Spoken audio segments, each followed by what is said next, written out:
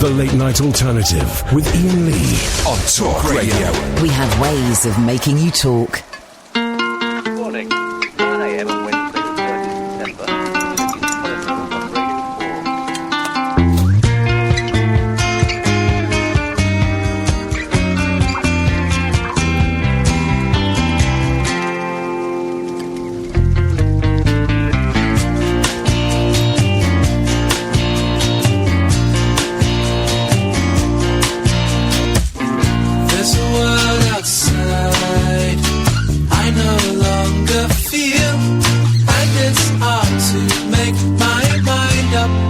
4.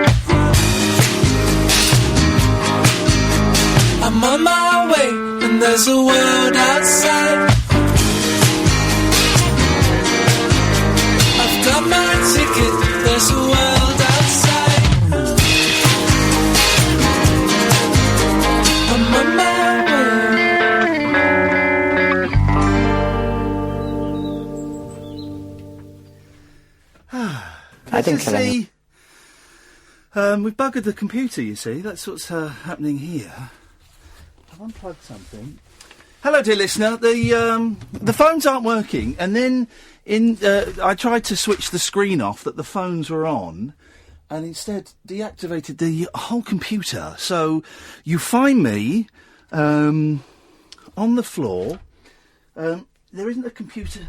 Yes, don't panic. Can you get on the phone to engineering and get them to describe what it is I'm looking for?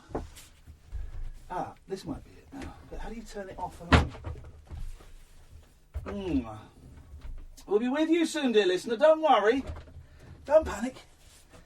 Don't panic. The show will happen. Eventually, it's going to happen. Eventually, you know, these things are. Come down. You come down with me. I'm going to turn you around. Hang on, that was a bit noisy for a second.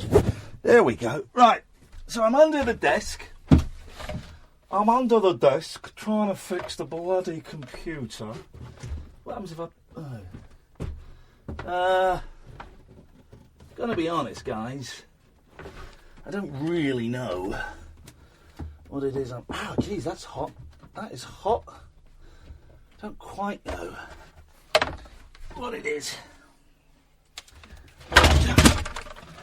Ah, yeah. Tell you what we'll do. Hang on, I'm coming.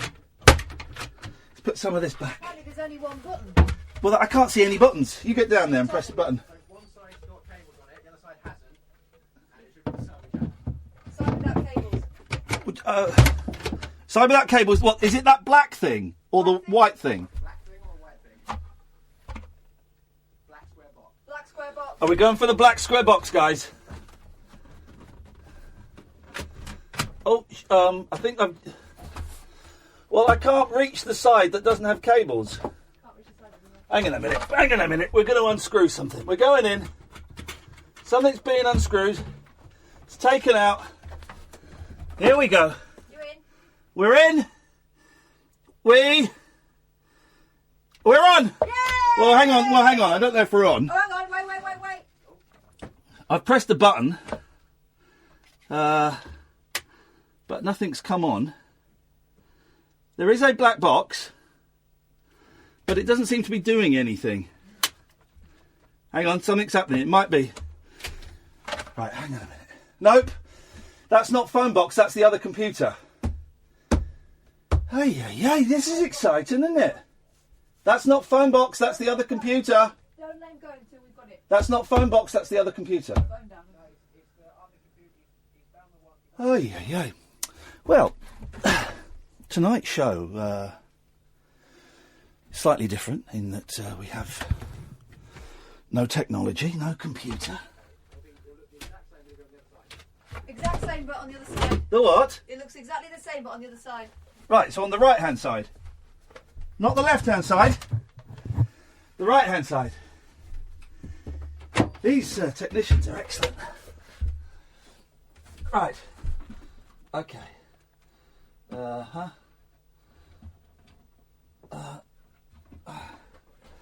going in. Going in. I'm going in deep.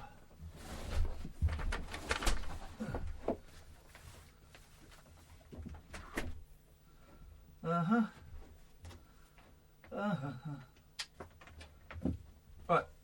Well, that one on the right is on, but then why isn't the monitor now on? Oh, bloody hell. Now the monitor isn't coming on. Are they anywhere near the building? They don't fancy popping in and doing this, do they? Are you in the building or is it back through to the mobile? Right. Monitor. How do we turn the monitor on? Okay, so the computer's on me, it's the monitor, I think. How far away are they? Do they fancy popping in? Guys? Because we got a 3-hour show and we haven't got a phone box. It's about 2 hours away. All right, fine. We can pop in for the last hour. Because we are a phone-in show without a phone. I'm just saying, guys. We're a phone-in show without a phone. Engineering, hello?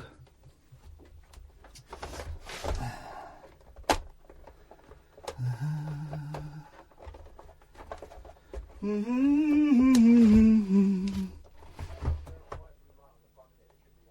there a bright blue on what? The front of the monitor?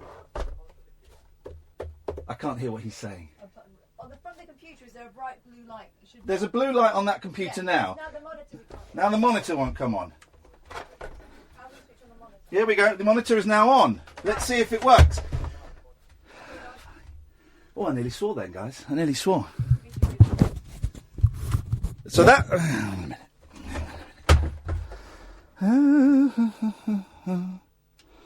Right. Okie dokie.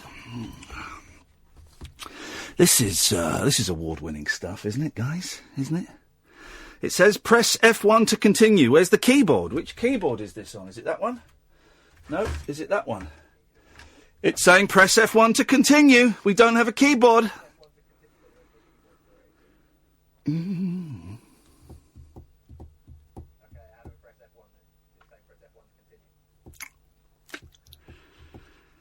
Anyone?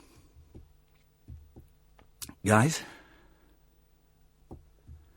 It's tense, isn't it?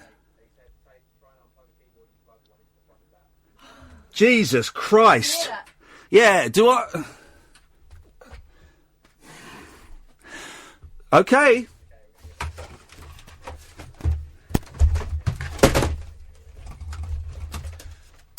How do I unplug a bloody keyboard? I don't know where any of this is. Why don't you tell him? Can you hear me? Because this whole wiring system is an absolute bloody mess. So where the bloody hell am I supposed to get the keyboard from? Where is the lead for the keyboard and where do I plug it in? Because it's a mess. Let me see if I can get one from the office. Please do. Jesus. How's your day going at work, huh? Having fun, guys? Having fun? It's all a little bit of pantomime, isn't it? Really. Oh. Anyway, on tonight's show, I've had the most stressful day of my life, okay? The most stressful day of my life, arguing with people and things. And so then to come into work, my one haven, my one sanctuary of peace, and for that peace to not work because the computer system is cocked up, is a little bit... OK, where do we plug this keyboard into? Back there, I think. What do you mean in the back where? You don't plug it into the telly. It's a computer. Yeah. Where?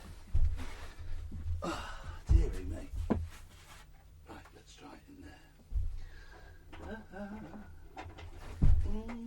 If you're watching on Periscope, you're getting the full kit and caboodle. Right then, let's just try it. F1. Okay, something's happened. No signal input. Hang on a second. Booting up. It's booting up, guys. It's booting up! Jeez, it's hot in here, huh? Okay, well, that's starting Windows. Are we any closer to getting phone box working? They're working on that, apparently. That's touch screen, isn't it? Switch user. Talk sport user, I suppose we go to. Okay. Well, the first 15 minutes of the show has been us trying to get the basic equipment working. Let us see where we go. I don't think we need that anymore. Thank you. No, thank you. Okie dokie. By the end of the show, we might have done something entertaining for you. How's about them apples? I have a plan if we can't phone out. Okay, but let's one thing at a time. One thing at a time. Right, we have. Dan says excellent meta radio on Talk Radio right now as Iain Lee tries to rebuild the studio. Live on air, hurrah. Well, right, so so now we're back to where we were before the show started with an addition of a keyboard. So we're one better. Let's take a break, and when we come back, let's see if we can get some actual content, shall we? Experience the unconventional. Hello? The unpredictable. Don't you think that's a bit weird? And the completely unorthodox. It was my birthday. With rule-free Iain Lee. I was just trying to generate a bit of content. The Late Night Alternative with Iain Lee. Hate alarm clock, hate going to work. On Talk Radio. 0344 499 1000 is the telephone number. I am missing the Star and the Mirror newspapers, please. I'm just getting out the phone number. We don't know if the phone number works. So, let me just try and ring here and let's see what happens. So, 0344 499 1000. So I'm going to ring and see what happens here. Let's take those. Thank you. Right. I need to get... I've got to add credit to this, haven't I? Hang on a second. While we're doing that, let's call this gentleman who just called us, and I'm going to add credit. Skype credit. Buy Skype credit. Can you pass me those headphones down there? Turn them up to the maximum volume. Yeah. And give them to me here. Thank you. We'll get there, guys. We're going to get there. I have a plan for phoning. Well, OK, what's your... Hang on a second. Why is that not working? Go on, what is your plan? If you text us your number, we'll ring you. We can ring out. We can't get phones in. Hello, Gatford. Yes, hello, sir. Yeah, things really are that desperate that you are my fill-in caller. It really must be bad in there. Have you tried just, shutting the whole studio down? Or Yes. Did you not listen? Yeah. Well, I was watching on the old Periscope. Well, yes, that's the second time you've used old. And geez, now I've got. Hang on a minute. You talk to Catherine while I buy some credit on my Skype. This is Okie dokie. This is all fun and games. Yeah. This sounds like a nightmare. This must be the most stressful day you've had for a while. No. No, okay, fair enough. By no means. This is the tip of the iceberg.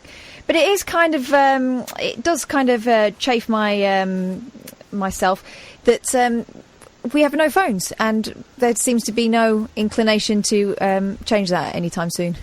Though, to be fair, doing a 3-hour phone-in show with no phones sounds like award-winning radio to me. Hey guys, don't you listen? We've got 20 minutes out of nothing so far.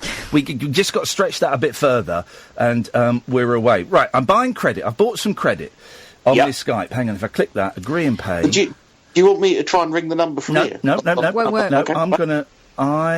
Confirmation. We're placing your order. We don't. Oh, geez, don't place my order. Make my order.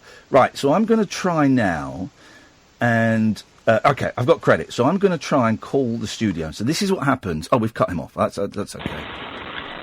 Sorry, but your call cannot be completed. Who's that guy? I don't know, but he doesn't sound sorry. He doesn't sound sorry, does he? He doesn't sound sorry, does he? Gatford's gone. You're there, right? No, I'm here. I'm going to try one more thing. Don't you worry. Hang on a second. You're listening to Iain Lee. Thank you, Gatford. That was exactly what was needed. Right.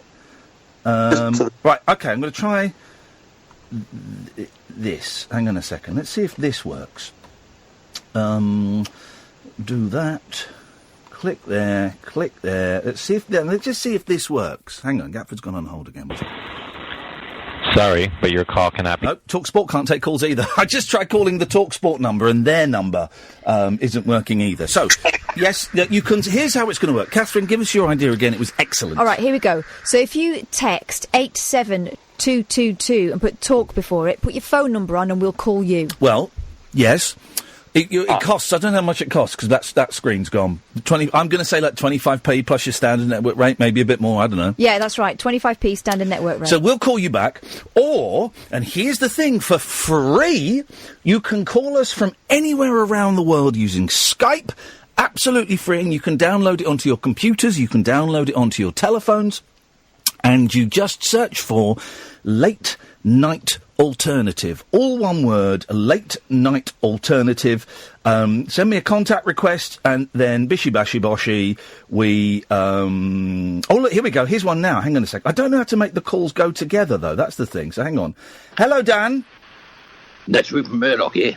Oh, God, yes. Yes, Dan. Been listening to the show, Ian. It doesn't work, Dan, because I can see your face. I know. Wait a minute. It's a fat man, Ian. It's a fat man pretending to be Rupert Murdoch. Thank you, Rupert. Yes. What I was thinking, Ian, is remember last year when I promised you a new studio? Yes. How's that going for you? It's not going very well, fat man pretending to be Rupert Murdoch. Right. Well, what I was thinking, apart from this cat which has jumped on my lap, is that maybe you should move to that new studio I promised you. Rupert, you've got an old fireplace, like from the 1960s. It's a very nice fireplace. Yes, from the 1960s. I don't know how I can add... I want to add more than one call to another call, Gatford. Do I need to purchase that feature? Yeah, they made it buy only, unfortunately. So how do I do that then? Where do I go? I don't know. Right. Because I must admit, I've never done that. Get stuffed. Go away, get stuffed. I mean, what use is he? There's no use at all. Text us 87222 talk. Put your phone number on it, we'll call you. Well, we might do. We might not. We might not. I want to add the feature whereby I can add calls together. So I'm going to go to the Skype page. Because that used to come... I don't want to call anywhere. I want to... can someone Skype in and tell me how I can add the thing... where you add one or more calls together. That's what I want. That's all I want to do, guys. That's all I want to do. It's all I want to do. And yet it will not allow me to do that, guys. Will not allow me to do that. So a little bit of a loose end here, really. What have I written? I've written down about... Oh! The Kevin Spacey story. Now, not in any way detracting from what Kevin Spacey's been accused of doing at all, OK? He's accused of he's accused of trying to seduce in an aggressive way a 14-year-old boy when he was a 26-year-old man. Yeah, I'm not even sure I like the word seduce. OK, well, OK, fine. Kevin Spacey's brother says they were raised by a Nazi child rapist dad. Wowzers! Wow, yeah. I mean... Escalation. Flipping it. But then it gets even more bizarre. His brother is a Rod Stewart impersonator. It is the strangest. Hang on a minute. Yes, Gatford? Yeah, I worked it out. Right. But you have to start the call and then add someone to it. Oh, I can't be bothered then. In that case, I can't be bothered. Kevin Spacey's brother says they were raised by a Nazi child rapist dad. And Randall Fowler said he was not surprised by the sex assault claim against his superstar sibling. He revealed their white supremacist dad, Thomas Fowler, who died in 1992, abused the pair in a house of horrors. Limo driver and Rod Stewart impersonator Fowler said he was raped and whipped and their mother Kathleen knew about it. Not in any way to detract from what Spacey is accused of, it's absolutely horrendous. But he's a limo driver and a Rod Stewart impersonator? Man, that's some weird shiz, isn't it? That's a weird... The thing is, he looks like Rod Stewart. Let's have a look. Looks like Rod Stewart crossed with Banana Man in that picture there. There you go, for the periscopers. I think he looks like the fella out of Black Lace. Yeah, could do. Hello, Marty. What's up, Ian? No, not a lot. What you got? When you get another call on Skype, there should be like a little green icon. There isn't. With the plus. There with isn't. The plus symbol. There isn't. No. There isn't. Oh. There used to be, man. Yeah, I know, man, but there isn't now. Because someone's calling in now, and there's no little plus symbol. There's just a green answer. Weird. Okay. All right. Well. Thanks for your call. You tried. Hello, Matthew. Hi there, first-time listener, first-time caller. First-time listener, first-time caller. Wow, I like your style. Kevin Spacey, I think it's the weirdest thing ever that there's, more fanfare in the media about the fact that he's come out as a gay man than the fact that he's been attacking young children. Right. Well, first of all, he's accused of attacking one child. And secondly, there isn't. I've heard there's multiple. OK, no, well, only one has come out so far, so we're going to tread very carefully for legal reasons, right? Yeah, OK. But there isn't more fanfare about him coming out as gay. That's a myth that I saw Breitbart tweeting the other day. It's simply not true. People have said it's outrageous that he's tried to use coming out as a gay man to as a smokescreen to cover the accusations, but no one has focused on his homosexuality over the charges of abuse. Over the pond in America, some of the media has portrayed it somewhat differently. Oh, for Christ's sake, man. I thought here's the thing. I thought you might be talking about British media. Oh, no. Wow. the media's international nowadays, though, isn't it? No, it isn't, dude. So give me an example of where someone... And I'm guessing you can't find any in this country, can you? Oh, no, OK. Right, in this OK. Country, no. So, OK, fine. So give me an example of American media where they focused on him being gay as opposed to him being accused of abuse of a child. OK, if you want me to send you specific links, No, I want you to tell me them now because we are talking now. Okay. Well, I read in the New York Times, more the piece was biased, and it was biased in a way that kind of diminished his responsibility. Yeah, that's not what. Hang on a minute, Matthew. That's not what you phoned in to complain about. You phoned in to complain that more people in the media were focusing on him being gay, not that they were diminishing his resposibility. Those are two different things. So where is the story that focuses on him being gay? Also, the fact that it's being brought up about how horrific their father was. I mean, Matthew, let's focus on one thing at a time, okay? You phoned in to say that the media was guilty of focusing on him being gay as opposed to the hideous accusations. You've yet to give me one example of that being true. I'm not saying it's that way in the British media. No, and I know, and we've dismissed the British media. You then mentioned the American media. You've yet to give me an example of that. As I said, I read an article in the New York Times which felt like it was biased and tried to reduce his responsibility. That's different from focusing on him being gay, which is what you said. Okay, I'll concede. So you've just phoned up to throw a dead cat on the table. Well, no, I think you've misconstrued kind of what I called up about. Let's go through it again, Matthew, because I would hate that to be the case. You phoned up and you said you were annoyed with the way certain parts of the media were focusing on Kevin. Let me finish, Matthew. Matthew, let me finish. You said you were annoyed with the way certain parts of the media were focusing on the fact that Kevin Spacey has come out as a gay man. No, sorry, let me get it right, because I want to do you justice. You said you were concerned how certain parts of the media had focused on Kevin Spacey being gay and not the hideous accusations of child abuse, right?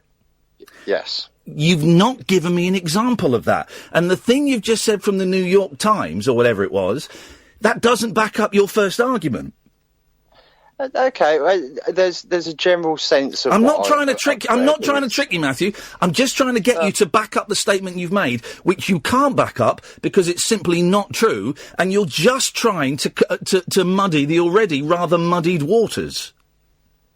I've read a couple of articles. Give me an example, for God's sakes, man! I can't just list things. You've read two articles. You've read two articles that focus on him being gay instead of the accusations of abuse. You can't remember those two articles? I said there's one in. Do you know what?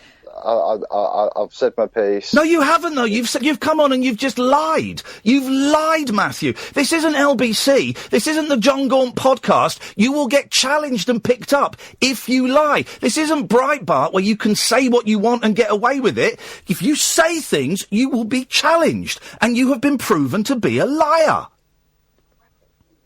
Well, it wasn't my intention to come on here and lie, so... Then tell the truth. Then tell the truth. Give me those two stories that focus on him being gay instead of the accusations of child abuse. Okay, well, I need my phone to send links. I don't want you to send me a link. Name them. You can remember them, can't you? Name the two stories. I've read so much I need to go back through my lies. You're lying. You are lying, Not all Matthew. About this. I'm just saying I've read so much over the course of the day. But you said there were two stories. You said there were two stories. There was two in particular that I read. What were they? The New York Post. And I can't remember the... Because you didn't read it, Matthew. You've lied. You've lied. No media...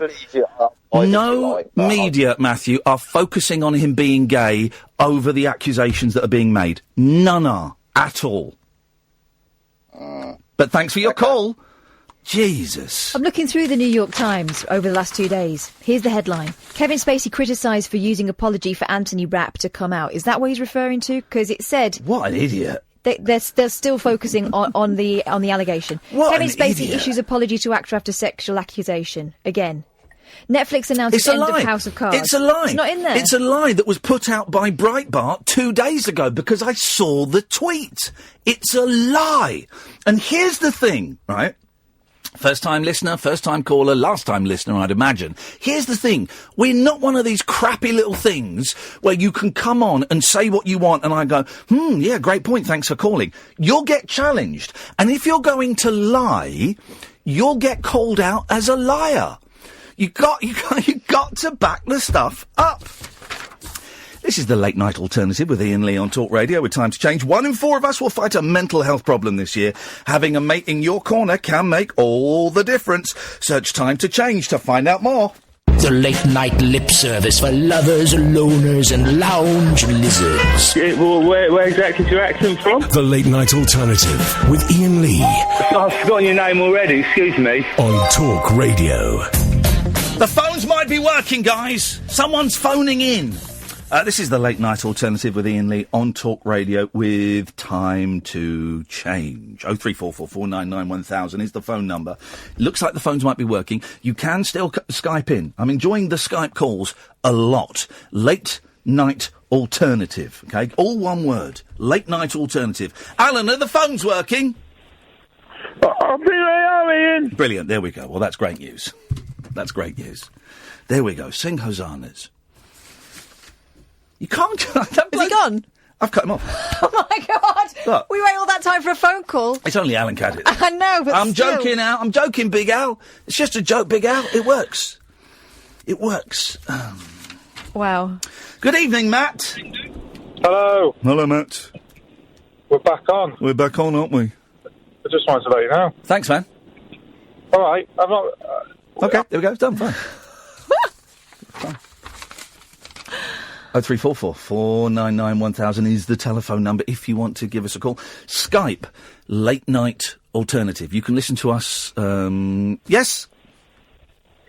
You are a disgusting man taking the name of Jesus Christ like that. You're a disgrace. Oh, piss off, Ken. Ken, you're a menace. You're a menace. You're a bully, and you do Christianity a disservice. Go away, you horrible.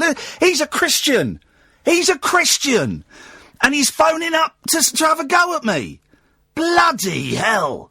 I mean, really? What a hideous human being. And here's the thing, he didn't think he'd get straight to air. He wanted to tell Sam that.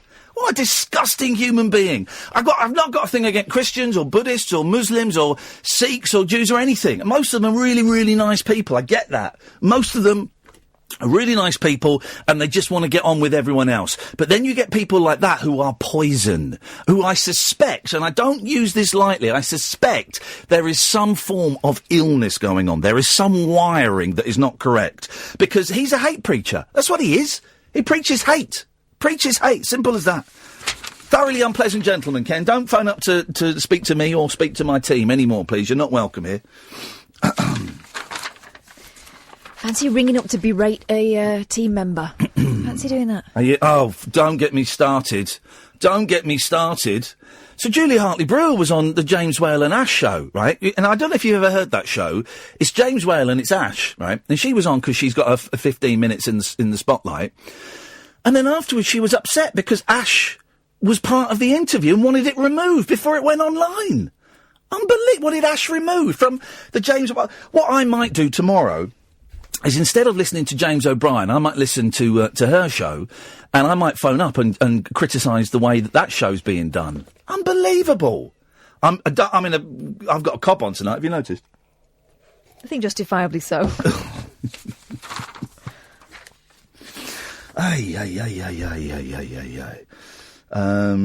Craig wants to know, how does he add me? Craig, I think we're added on Skype. You add people on Skype. That's how it works. 25th anniversary of... It's a good one, this. The 25th anniversary. Heard it on... I think it's today or yesterday, I think. Heard it on Radio 4. All right. May have been yesterday, actually. May have been today or yesterday, I don't remember. 25th anniversary of something... something phenomenal. Oh. I mean, something huge. Something tiny, but huge. Big thing. No, I don't know. 25 years and one day ago, it didn't exist. Well, yeah, I get that. Yeah. I get what an anniversary is. The text message. Oh. Do you know what the first text message was? Hello. No. It was the geek that invented it, and it was something like Merry Christmas or something. I don't know. Oh, that's... No, well, hang on, that's a bit early. October.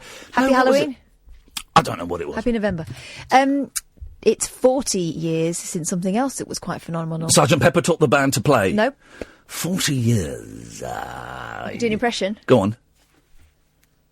You're doing a Tyrannosaurus Rex. Oh, do you like we all like a bit of Demis Roussos, don't we? He doesn't like Demis Roussos. Exactly. Abigail's Party. Yeah. Oh, great film that is. Well, I mean, wasn't she just horrific? That whole thing. If you've never seen Abigail's Party, I bet it's on YouTube. Treat yourself. You have permission to bunk. It's an hour, maybe an hour and a half. No more than that. I think it's an hour. You have my permission to bunk off for an hour and go and watch it. Because it is... I'll tell you what we'll do. This is what we're going to do. We're going to... And I'm bearing in mind that there are copyright issues. Let's see if it's... First of all, let's see if it's on YouTube. Because Alison Steadman's just joined Twitter. So, she appeared in my timeline today, and what a delightful thing too. It's an hour and a quarter. Right, I tell you what we're going to... Oh, no, that's a hooky website.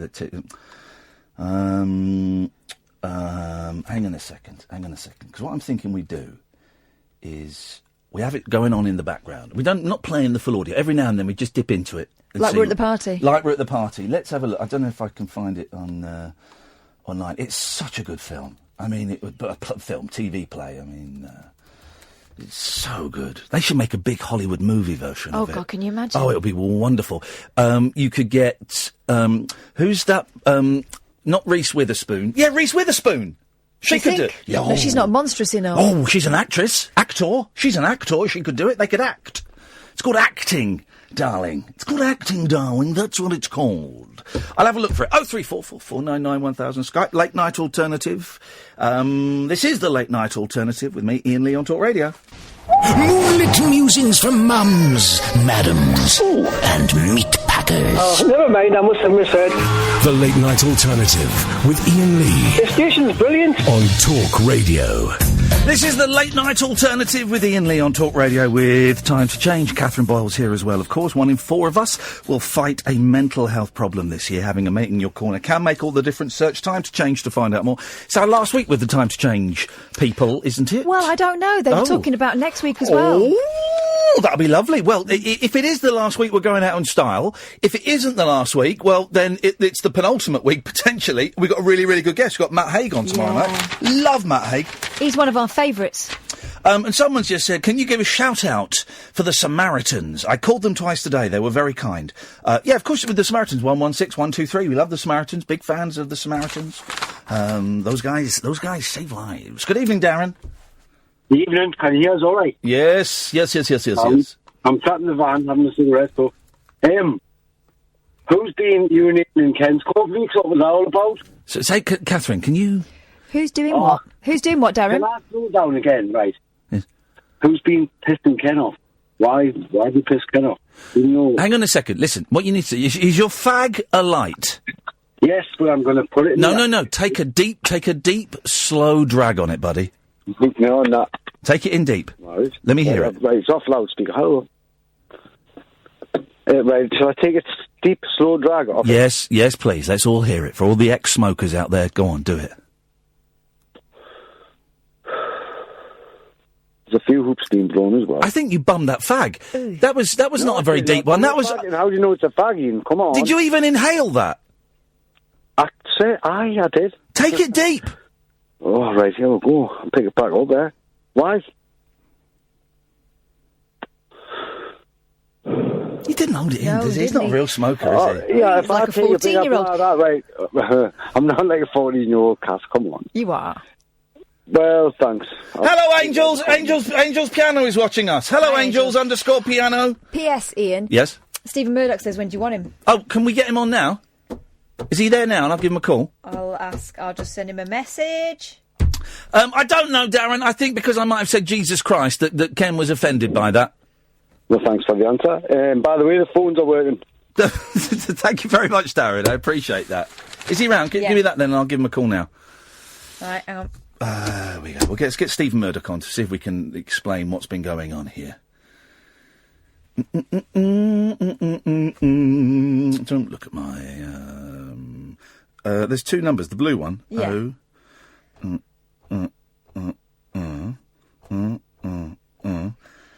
I think he thinks I'm Charlene Spiteri, which is why he was so keen. Okay, well, let's get Stephen Murdoch coming on now. Hello, Steve. Hello, is that Stephen? Yes, hello, is that Iain? Hello, Stephen, it's Iain Lee from Talk Radio. You're live on Talk Radio. How are things with you, Stephen? Not too bad. I'm just at a conference at Wolverhampton. I just returned to my room, and I'm told that you got some problems. Is that correct? How long are you at the conference for, Stephen? Because we're going to be performing in Wolverhampton on Saturday. Will you be there then? No, sadly, I'm heading off tomorrow, so I won't be there. Because that's a shame, because we would have happily sold you a ticket. Well, unfortunately, I've got other work to do. Okay. So, Stephen, listen. So I'd love to stay. I'd love to stay and see the show, but I've got to get off. I mean, 18 weeks for no man, as the saying goes. That's true. So I'd love to stay here. I don't know whether your hotel's in mind, but as I say, I've got to go. Okay. I've got to go off. There's other stuff to go to. But good luck with that. Thank you. And perhaps I'll see you at another time. But as I say, I can't really hang around. Okay, dokie. That's okay. So that's great. I hope that all goes well. Thank you very much. Yep, we're at Slater's on Saturday evening at 7:00. The Rabbit Hole. Myself and Catherine. No, as I say, I won't be there then because the conference actually ends. It ended tonight, so I'm back at the hotel now. Okay. Head off tomorrow, maybe have some breakfast or something. But no, sadly, on this occasion, I won't be able to make it. But good luck to you. Thank you. I'm sure it's all going to be really well. Thank you. Thank you. We are having problems with our phone system. You're probably aware of it. It's a very common phone system in the radio industry. It's called Phonebox. You're right. You're running the TX2. I think we might still be on the TX1. Oh no! That's what the problem is there. Right. I can speak to. Do you remember George Harris, who I introduced you to? Was he the fella who just left his wife for that younger man? Whether it's a man or a woman, I don't know. He tell me that's his wife. I was with him just now. In fact, we're travelling off tomorrow to the next leg of the conference. So unfortunately, it's a moving conference, is it? No, it's another part of the conference. We're moving on. It's actually phone systems we're going to tomorrow. And that's not in Wolverhampton, then? No, we're down in Tewkesbury in Gloucestershire. Okay. Because it's odd that they would have a conference split. Is it organised by the same people? What it is, a very close-knit community, the IT community. We tend to move from one thing to another. There's always new stuff to learn. We will be in Tewkesbury tomorrow. I'm afraid neither George nor myself will be there. So, what about his new partner, Barry? I'm not prepared to. I can't really talk about Barry or anyone. It's probably it's not that side of things. None of my business. Okay. Are you okay? Yes. You sound. Are you still seeing? I shouldn't say this on air. I'll email that privately. I was just Sharon. No, the doctor. Well, no, You're sounding a bit hyper again. Well, they like to have a few drinks at the bar. When IT guys let their hair down, they go mad. Oh. So I've just been down at the bar and chatting away. I mean, you left the bar early. You're in your room and. Well, I had a situation. I was told to phone you because you're having trouble with your TX. Yes. It turns out TX1. TX1. So the phones have been down. Right. They're up. Let me write this down. Phones down. Yeah. Have you got pen and paper? Yes. So the phones have been down. Yes. For about 2.5 hours. Right. They came up again, online. I don't know what the... Just a second, 2.5 hours, 2.5 hours, yes. They started, I don't know what the term is, they came back online? Back into service. Back into service about 25 minutes ago. Okay. Have they been out of order for 2.5 hours?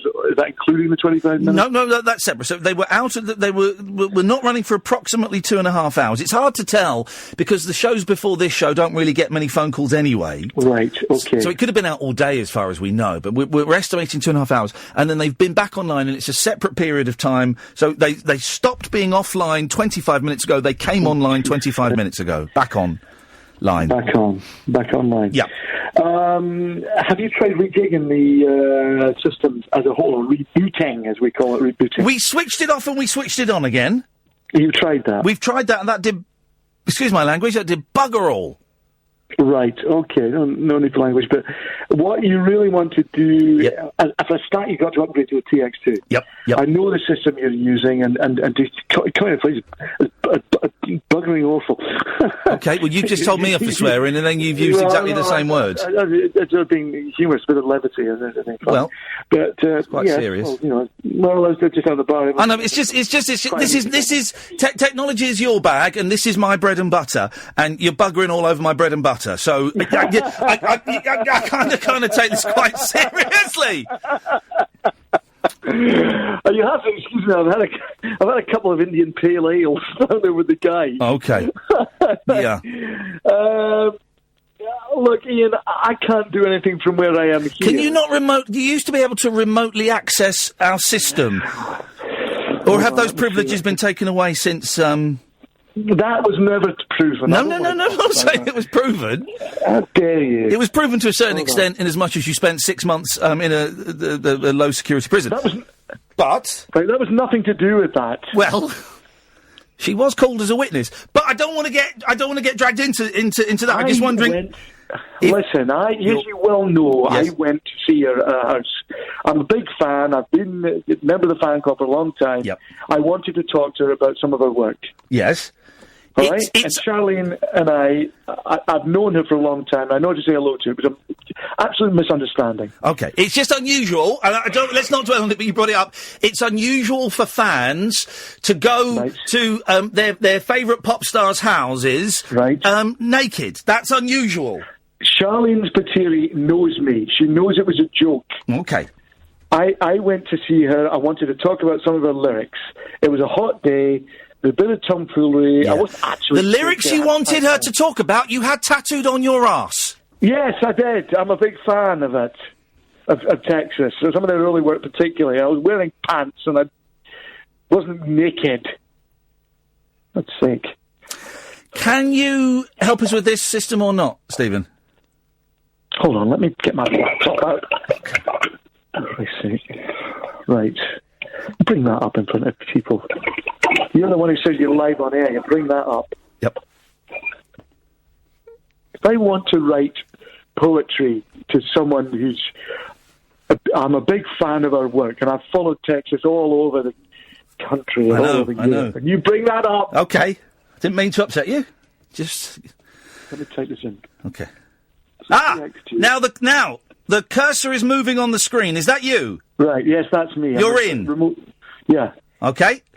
Can you see what I've written there? Yes. Yeah, okay. That's right. Now... In block capitals. Okay, we've got that. Thank you. So we know that it works. So what I need you to do, Stephen, is if you can get into the section that details where the faults are, if you could bring that up on the screen, that would be really helpful. Hold on, just a second. I will need your code word there. I'll need a password. Okay. Is it the same as before? I'd rather not say it on the air. There's 2 G's in it. 2 G's? Yes. All right, I'm in. Okay.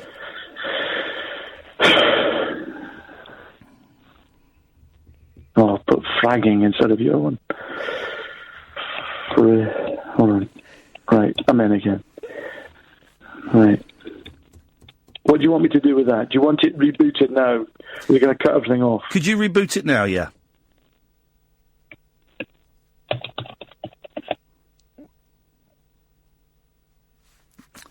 Hello, Stephen?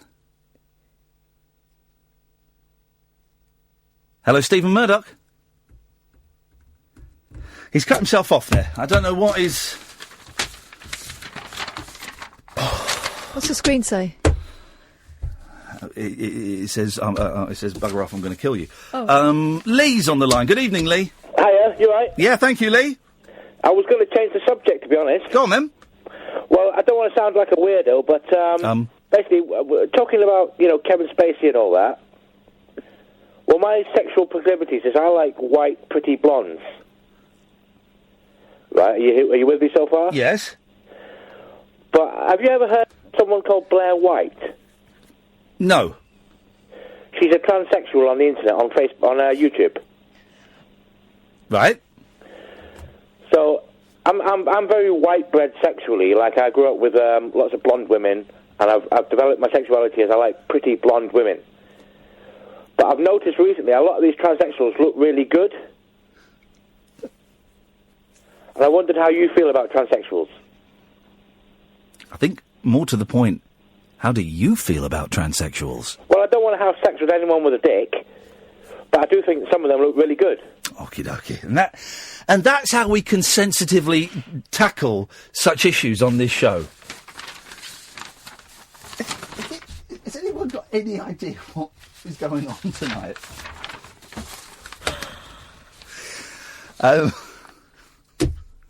If anyone was offended by that, I'm sure you weren't. But if you were, then you. I What on earth have we said that brought that on? I don't want to have a sex with anyone that's got a dick, but some of those that's your transsexuals look choice. good. Well, some transsexuals have penises, some don't have penises. It's all fine. Hey, listen, I'm all for everyone being everybody, you know. Any transsexuals out there fancy that? This is the Late Night Alternative with Iain Lee on Talk Radio, and with time to change, 1 in 4 of us will fight a mental health problem this year. Having a friend in your corner really can make things a little bit easier. Search Time to Change to find out more. Talk Radio. So the phones work, Skype works, but I don't know if the callers are working. 0344 499 1000. Skype Late Night Alternative. This is the Late Night Alternative on DAB, on mobile, and of course online on talkradio.co.uk. The Late Night Alternative with Iain Lee on Talk Radio. We have ways of making you talk.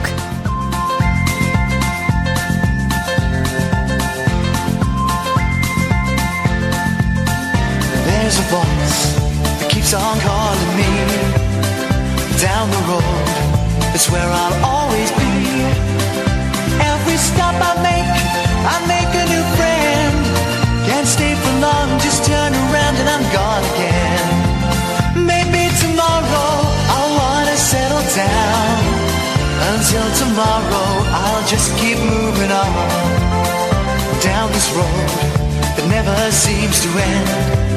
When new adventure lies just around the bend. So if you wanna join me for a while, just grab your hat, come travel light, that's old style. Maybe tomorrow I'll wanna settle down. Until tomorrow, the whole world is my home. So if you wanna join me for a while, just grab your hat, come travel light, that's old style. Maybe tomorrow I'll wanna settle down. I'm bored of that. This is the Late Night Alternative with Iain Lee, Catherine Boyle on Talk Radio with time to change. 1 in 4 of us will fight a mental health problem this year. Having a mate in your corner can make all the difference. So it's time to change to find out more. 0344 499 1000. Skype Late Night Alternative.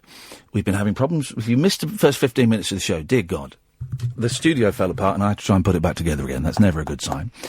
Before the news, we were speaking to Stephen Murdoch, formerly of ISO Solutions. I think he's at Richmond Computers now, I'm not sure.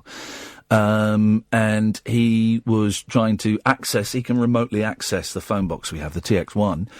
And he cut himself off, which was dumb. And he's at a conference. He's in Wolverhampton, isn't he? Because we're in Wolverhampton on Saturday at Slater's, if you want to come and see us, guys. Our last rabbit hole of 2017. And he is at a conference, and he's bunking up with George Harris. Mm-hmm. Well, you mentioned some personal stuff about George. Well, George Harris left his wife. This is what I heard, okay? George Harris left his wife for a younger man. And I haven't got an issue with that at all. It happens. Imagine telling, and I know people that have done this, that have had to say to their wives, actually, I'm gay. But that's fine. The thing that got me, though, was the age difference. Oh. Because George, I think George is pushing 50. He's older than me. I'm sure. I'm 44. I think he's 50. And this lad that he shacked up with was like 22, 23 or something. And that for me, the maths just doesn't work. I find that inappropriate, you know. Oh, flipping it. Look who's on the phone. It's George Harris. Hello. Hello, George. Hello, Ian. How are you? I'm very well, George. I'm surprised to be talking to you. I haven't spoken to you for ages. How you doing, man? I'm good. Actually, very good. Actually, we're in Wolverhampton at a conference. Yeah, we're doing a show there on Saturday. Oh, great. Well, you're going to absolutely love the place because it's full of, like, ring roads and dual carriageways and etc. And I know you're quite a big fan of those. Well, I'm more of a... Lots of grey buildings, you know. As I've got older, I've become... I kind of focus more on roundabouts. Oh, great. Well, I'm very much a dual carriageway. Yeah. ma'am. I like unusual roundabouts. Well, you're going to absolutely love Wolverhampton, then, Ian. It's going to be right up your street. Right up your dual carriageway. Which is what I heard you like. Well, so is there something wrong with the phone, Ian, that I can help you with? Because I'm here with Stephen, and he says there's something wrong with the phone. Can I help you with that? The TX1. Ian, I understand you're using the TX. It's on the TX1. Well, have they tried turning it on? No, they need to upgrade to TX2, but they're not doing that. Why not? I don't know. I don't know whether Ian knows about that. Do you know about? Have you actually going to upgrade? Have you rebooted it, Ian? I've switched it off and switched it on. You switched it off and switched it on again? It's not done it. It's not done anything. Yes. It has done something. Yeah. Well, no, it switched it off, and what I've done is I've switched it off and switched it on, and so the phones are working to a certain extent. I'm just worried that the phones will go down again, in a similar way that your marriage to your wife did. Ian, first of all, I'd like I'm here to talk about the TX1 stroke TX2 system. Yes. Okay. Yes. I'm happy to talk about that. I'm happy to give you any help with that you need. But I'd rather not bring my marriage into this it's just because it's personal stuff. No, I know it's personal, but I was friends. I knew her from college. Well, I know that you knew her from college, Ian. Yeah. But I'm going through a very tough time at the moment. I don't know. Listen, it must be tough. You that. It must be tough for you with shacking up with deciding that you're gay. That's fine. I've got a problem with that. The age difference. Nothing you're nearly wrong with that. No, there's nothing wrong with it. The age difference is the thing that gets me. And I was very, very close friends with your soon-to-be ex-wife, and I just thought the way you told her was a shitty way. You sent her a text. Well, Ian, this is a very, very sensitive matter, and I didn't know how else to put it. You sent her a text, and then you sent her an emoticon with a big smile, and then you sent her a photo of you two in bed. Well, listen, break the news one way or the other, but break the news you must, Ian. And I'm sorry if that's upset you, but I didn't want to peel the plaster off very, very slowly. You want to peel something off? Rip the skin off. You wanted to rip the skin off something? I don't appreciate the man's innuendos. No, it's not an unhappy marriage. It's not an innuendo. Listen, I just think telling your wife that you're leaving her for a younger man by sending an aubergine emoji and a picture of you two in bed, I think... Well, she knew what that meant, Ian. Yes, I know she did. Everyone would know what that meant. Of course they would, you absolute idiot. Oh dear, heartless! It got the message across loud and clear, and we had no problem after that. Now, if I'd have known that you'd have had a problem with this, do you think it would have changed my course of action, Ian? No, I don't. I just think that you could have done it in a more sensitive manner. And there's the rub. There's the rub. Right. Because it wouldn't have changed my course of action, Ian, no matter what you thought I was going to do. Are you sharing a room with Stephen Murdoch? She slept with David Baxter, and that was the catalyst. Please don't. Her sleeping with David Baxter did not make you go gay. Yes, it did. Oh, it did. How could that happen? Because David Baxter is a brute of a man. He's an absolute brute of a man. And the only way I could get back at him sufficiently was to go gay. With his son? Sorry, just choking in a nut. I bet you are.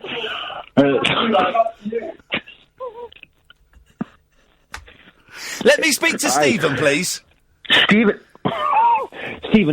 would you mind coming here, please? He wants to have a word with you.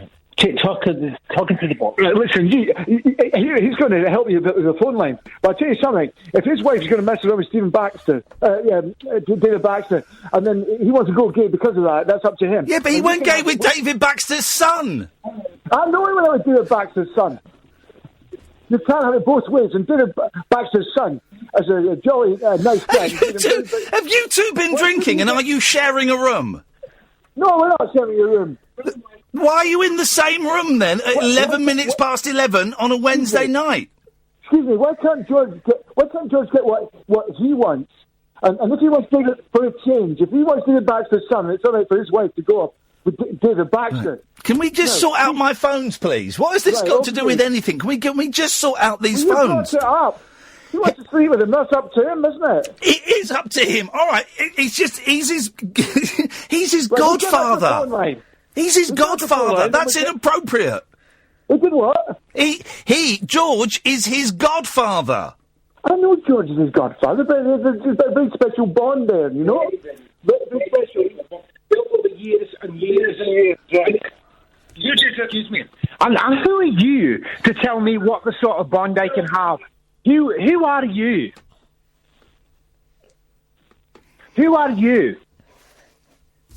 I don't know. Is he still there? I think he's gone. No, I'm still here. No, he's still I'm just here. waiting for you. I'm just waiting for you to come. Can you fix my phones or not, George? Of course I can fix your Well, phones. then fix the phones. I would like to fix it in an environment in which I see fit and... Are you drunk? No. Well, I've had a couple of drinks, but it takes me loads to get drunk, doesn't it, Steve? Loads to get drunk. Loads to get drunk. Right. No. I don't want you... listen, this isn't working, guys. I've dipped my wick. Yeah. This isn't working. I don't want two drunk... I don't want two drunk men, one of whom's been to prison for stalking a pop star, the other one is some weird, borderline incestual, strange... It's judgments. He's flinging judgments. Deviant. Fixing my phones. He's called me a deviant. Listen, this is all perfectly legal and above board of what we've done and what we're doing. Right, and if you haven't got a liberal, open-minded point of view or mind, then why don't you even live in America and the United States? Because that's the sort of thing that's going on over there at the moment. And apparently, it's disgusting. Thank you, George. Thanks for your help, George. Thanks for your help, George. Let's go to a break. The radio show that knows truth is always stranger than fiction. Week Monday, I get shoes. The Late Night Alternative with Iain Lee. Because they're too real to be part of my imagination. On Talk Radio. This is the Late Night Alternative on Talk Radio with me, Iain Lee, and of course with Time to Change. The phones are working. 0344 499 1000. You can Skype Late Night Alternative. Let's try and be a bit calmer for the rest of the show. Boss who snapped. A bus company director sacked his entire staff with a farewell email telling them, "I've had enough. I cannot work with you a moment longer." Sydney Hardy, 57, sent an internal memo to 27 drivers telling them they should consider themselves dismissed and treat themselves to a lie-in. He had become aggrieved by the number of drivers defecting from his nippy bus firm for bigger rival companies such as First Bus and Stagecoach. His decision to close the company has affected around 300 children in Somerset who rely on his bus service to get them to... Here's the email. There is a difference between giving up and knowing when you've had enough. I feel sorry for this bloke. I feel sorry for everybody involved in this story. I have had enough and realise I cannot work with you, the people I employ, a moment longer. There comes a time in any relationship when you just have to say, F it, say goodbye and move on. This is my time. This is a great line. I am quitting to pursue my dream of not having to work here anymore. That's a great line, isn't it? Nippy Buses has ceased operational activity with immediate effect. All staff should now consider themselves dismissed.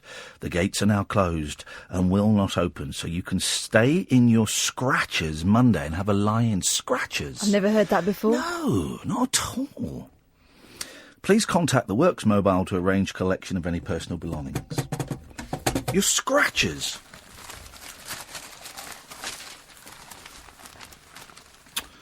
Imagine getting that email, though. Yeah. Yeah, sad. but staying your scratchers. Yeah. I'm up early tomorrow with the kids, taking the kids to school. And I got a busy old morning tomorrow. Oh, by the way, I'm taking. I've booked a week off to write the book. Oh, right. I'm doing it, not next week, the week after. I'm Just off. a week. A week should do it. A week, I reckon. Here's my thinking, guys. I've got about 25,000 words, okay? If I take a week off, which I've booked it. I've not quite told the boss yet, but it's going to happen. Not next week, the week after. I can get another 15,000 written. That's 40,000. That's half a book. So you might need 2 weeks then. Well, I'm not taking 2 weeks. That'd be ridiculous. But here's the thing: if I don't work, I don't get paid. But I'm having a week off. But I'm going to work. I'm going to work all Christmas. For Christmas Day and Boxing Day, I'm having off. We might be doing. I've put a bid in to do the New Year's Eve show Sunday. It's on a Sunday, so I might be doing that. But yeah, week off to write a book. I'm going to book a little cottage in Wales. That's my plan. And I'm going to go and do that. And I'm going to switch my telephone off, switch Twitter off, switch my computer... Well, switch my computer on, but switch the Wi-Fi off. In fact, I could choose somewhere that doesn't have Well, I thought Wi-Fi. that would be the sensible thing to do. That would be good, wouldn't it? Because if your phone works, there ain't no work getting done. Yeah, that's true. I'll have to look into it. Good evening, Chuck. How about me? Hey, Chuck, how's it going, man? Not so good. What's wrong, buddy? I'm in prison. What? Blimey! I'm in, penitentiary. What happened? Well, if you don't remember, I was creepy crawling inside the White House. Ah, you were... Yes, that's it. You broke into the White House, yes. Yeah. Do you have maybe got $50,000 you could borrow me? Sorry? Do you maybe have $50,000 I could borrow? Why do you need $50,000? That's what my bail bond to get me out. No, I don't. I don't have that amount of money. No. I'd quite like to leave here, John Wayne. Okay. Well. Okay. Well, shall I phone up the prison? And we can have a word with them and see if we can get you out. Because I haven't got $50,000. But you've got quite a few thousand Twitter followers. Are you in the United States Penitentiary Administrative Maximum Facility? The one in Colorado? Colorado, Oklahoma? Yep. You're in that one. All right. Let's, Listen, just speak to them. Beg for mercy. Let's see what happens, Chuck. I think you might be okay. There must be some mistake. Hello, you've reached the United States Penitentiary, ADX, in Florence, Colorado. This call is in reference to an inmate. Dial 0 or stay on the line. If you know your brother's extension, you may dial him at any time. Thank you. Hello. Please hold for assistance. No, it's not to get me in even more trouble. No, they'll be fine. No.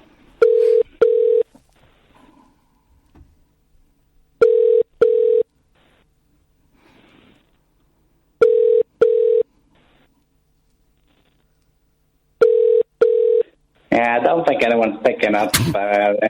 Listen, you've got to... You may be in the gutter, but you're looking up at the stars.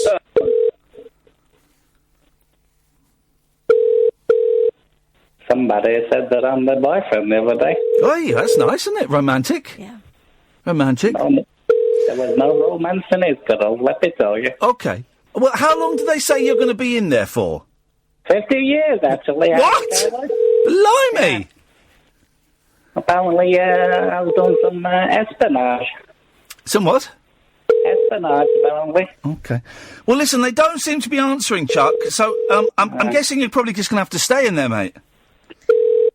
Could you not maybe put a parcel and put the little file inside the cake? I can't do that, I'm afraid, Chuck. That would be against more than my job's worth. I'm tired of getting bummed in the showers. Okay, there we go. 0344 499 1000 is the telephone number if you want to give us a call. I'd like to go to prison. But knowing that you were going to be released after like a week, that'll be an experience. Hey, we never watched that programme, did we? That was about people going in prison to see what it was like. We watched some, didn't we? No, the American one. Yeah, we watched some of it, didn't we? I never. I think I watched some of it. It wasn't that good. We stopped watching the Japanese programme Terraced House because it was boring. Nothing happens. Nothing happens.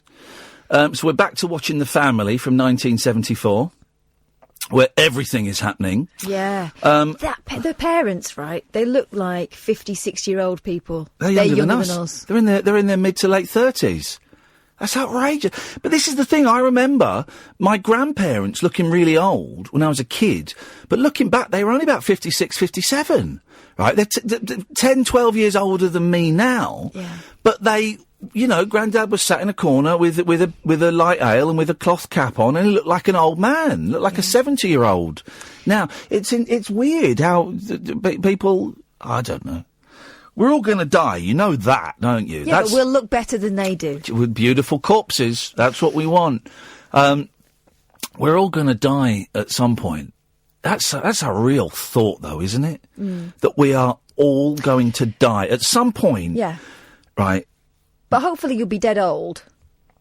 So this is it. This is the best you can hope for, is to be old, right, but still with your brain and your bladder intact. Well, that's it. I'd prefer brain out of the two. Well, I don't know. I don't know if I would, actually. I'm hoping I'll get to be like my gran, who's in her 90s. No. And she's just like, oh, when I go, I go. She's not that bothered anymore because all her friends have gone. It's like being the last one at a party. You're gonna... She's, all getting old is, right, is just watching everyone you know die. That's it. Everyone you know is going to die, and you'll be, at some point, you'll be immune to the pain of another friend dying because you've watched them all die already. That's what we've got to look forward to. Oh, no, the other bonus is you can say what you want and it's just, ignore Grandad. There's no bonus, but I could say what I want now. I say what I want now. There is no bonus. Literally, the best thing you can hope for, right, is that you get old and watch all of your friends die. All right, what about grandchildren? What about it? Well, that'd be fun. Well, yeah, it'd be all right. You can do what you want and send them back to parents. Yeah, but that's like a brief pleasure. But yeah, you'll have that. But literally, the best you can hope for is at the end of your life is being old, drinking gin all day. I don't drink. Can't drink. Well, can't drink. There is nothing to look forward to. Honestly, life is a miserable... Here's something for you listeners. Life is a miserable car journey, and then when you get to the destination, that's shit as well. That's life! Oh, my God, Iain. That is life. That is it. That's all we've got. That's all we've got. Such a miserable song. Horrible, horrific... car journey where you feel travel sick the whole journey, then when you get to the end, you're dead. That's life, guys. Think of all the people that have died and you don't exist anymore. Frank Sinatra, he's dead. What was the point of his life? He had a good time. What was the point of his life? He's dead now. Where is he? He's dead. Where's Frank Sinatra? Oh, he's dead. So what was the point of him? There wasn't. He's gone. What? Yeah, he's dead. That's it. But he had a really good time. He didn't just sit there moaning, waiting for the end to come. But he's dead. He's dead. He had a good time. He had a load of money. He's dead. Yeah. So what was the point of it? The good time. But that's gone. That good time's gone. It doesn't exist. The good time doesn't exist. It happened. Well, but he doesn't remember. He's dead. There's no point in any of this. So I'm not even doing a thing. There is no point in any of this. Soon, one day soon, and when I say soon, it could be like 20 years, it could be 40 years. But in terms of the universe, that is the blinking of an eye. One day soon, this moment's gone already. It's gone. History. I'm going to claw it back. No, you can't. I'm clawing it back. Me saying this moment is gone. It's gone. That's history. You just said it again. It's past. No, it's different. Here we go. Yes, Ken. Don't end up in hell. Ken, you're a nasty piece of work. You're not on the air. No one can hear you spreading your bile and your poison. You are an extremist and you do a great disservice to the wonderful faith of Christianity. No, night, Ken. And that conversation with Ken is gone. That's in the past. I get the feeling it'll be coming back. No, but that's in the past. It's gone. So what is now? What is now? Here we go. Now. We're getting somewhere. No, but that's not. But now. It's gone. But now. You keep saying now, it's gone. And hopefully that bit when you keep saying now will go sooner rather than later, because it's annoying. There is... You're such a kid. The bit, do you remember when we couldn't get the phones to work at the start of the show? Yeah, I do. That's gone. Yeah. It doesn't exist anymore. So what was the point of it? There was no point to it. There is no point to this conversation. Here's the point of that Yeah. happening this earlier on. Yeah. Now you know where the buttons are. It's pointless. It means nothing. This silence.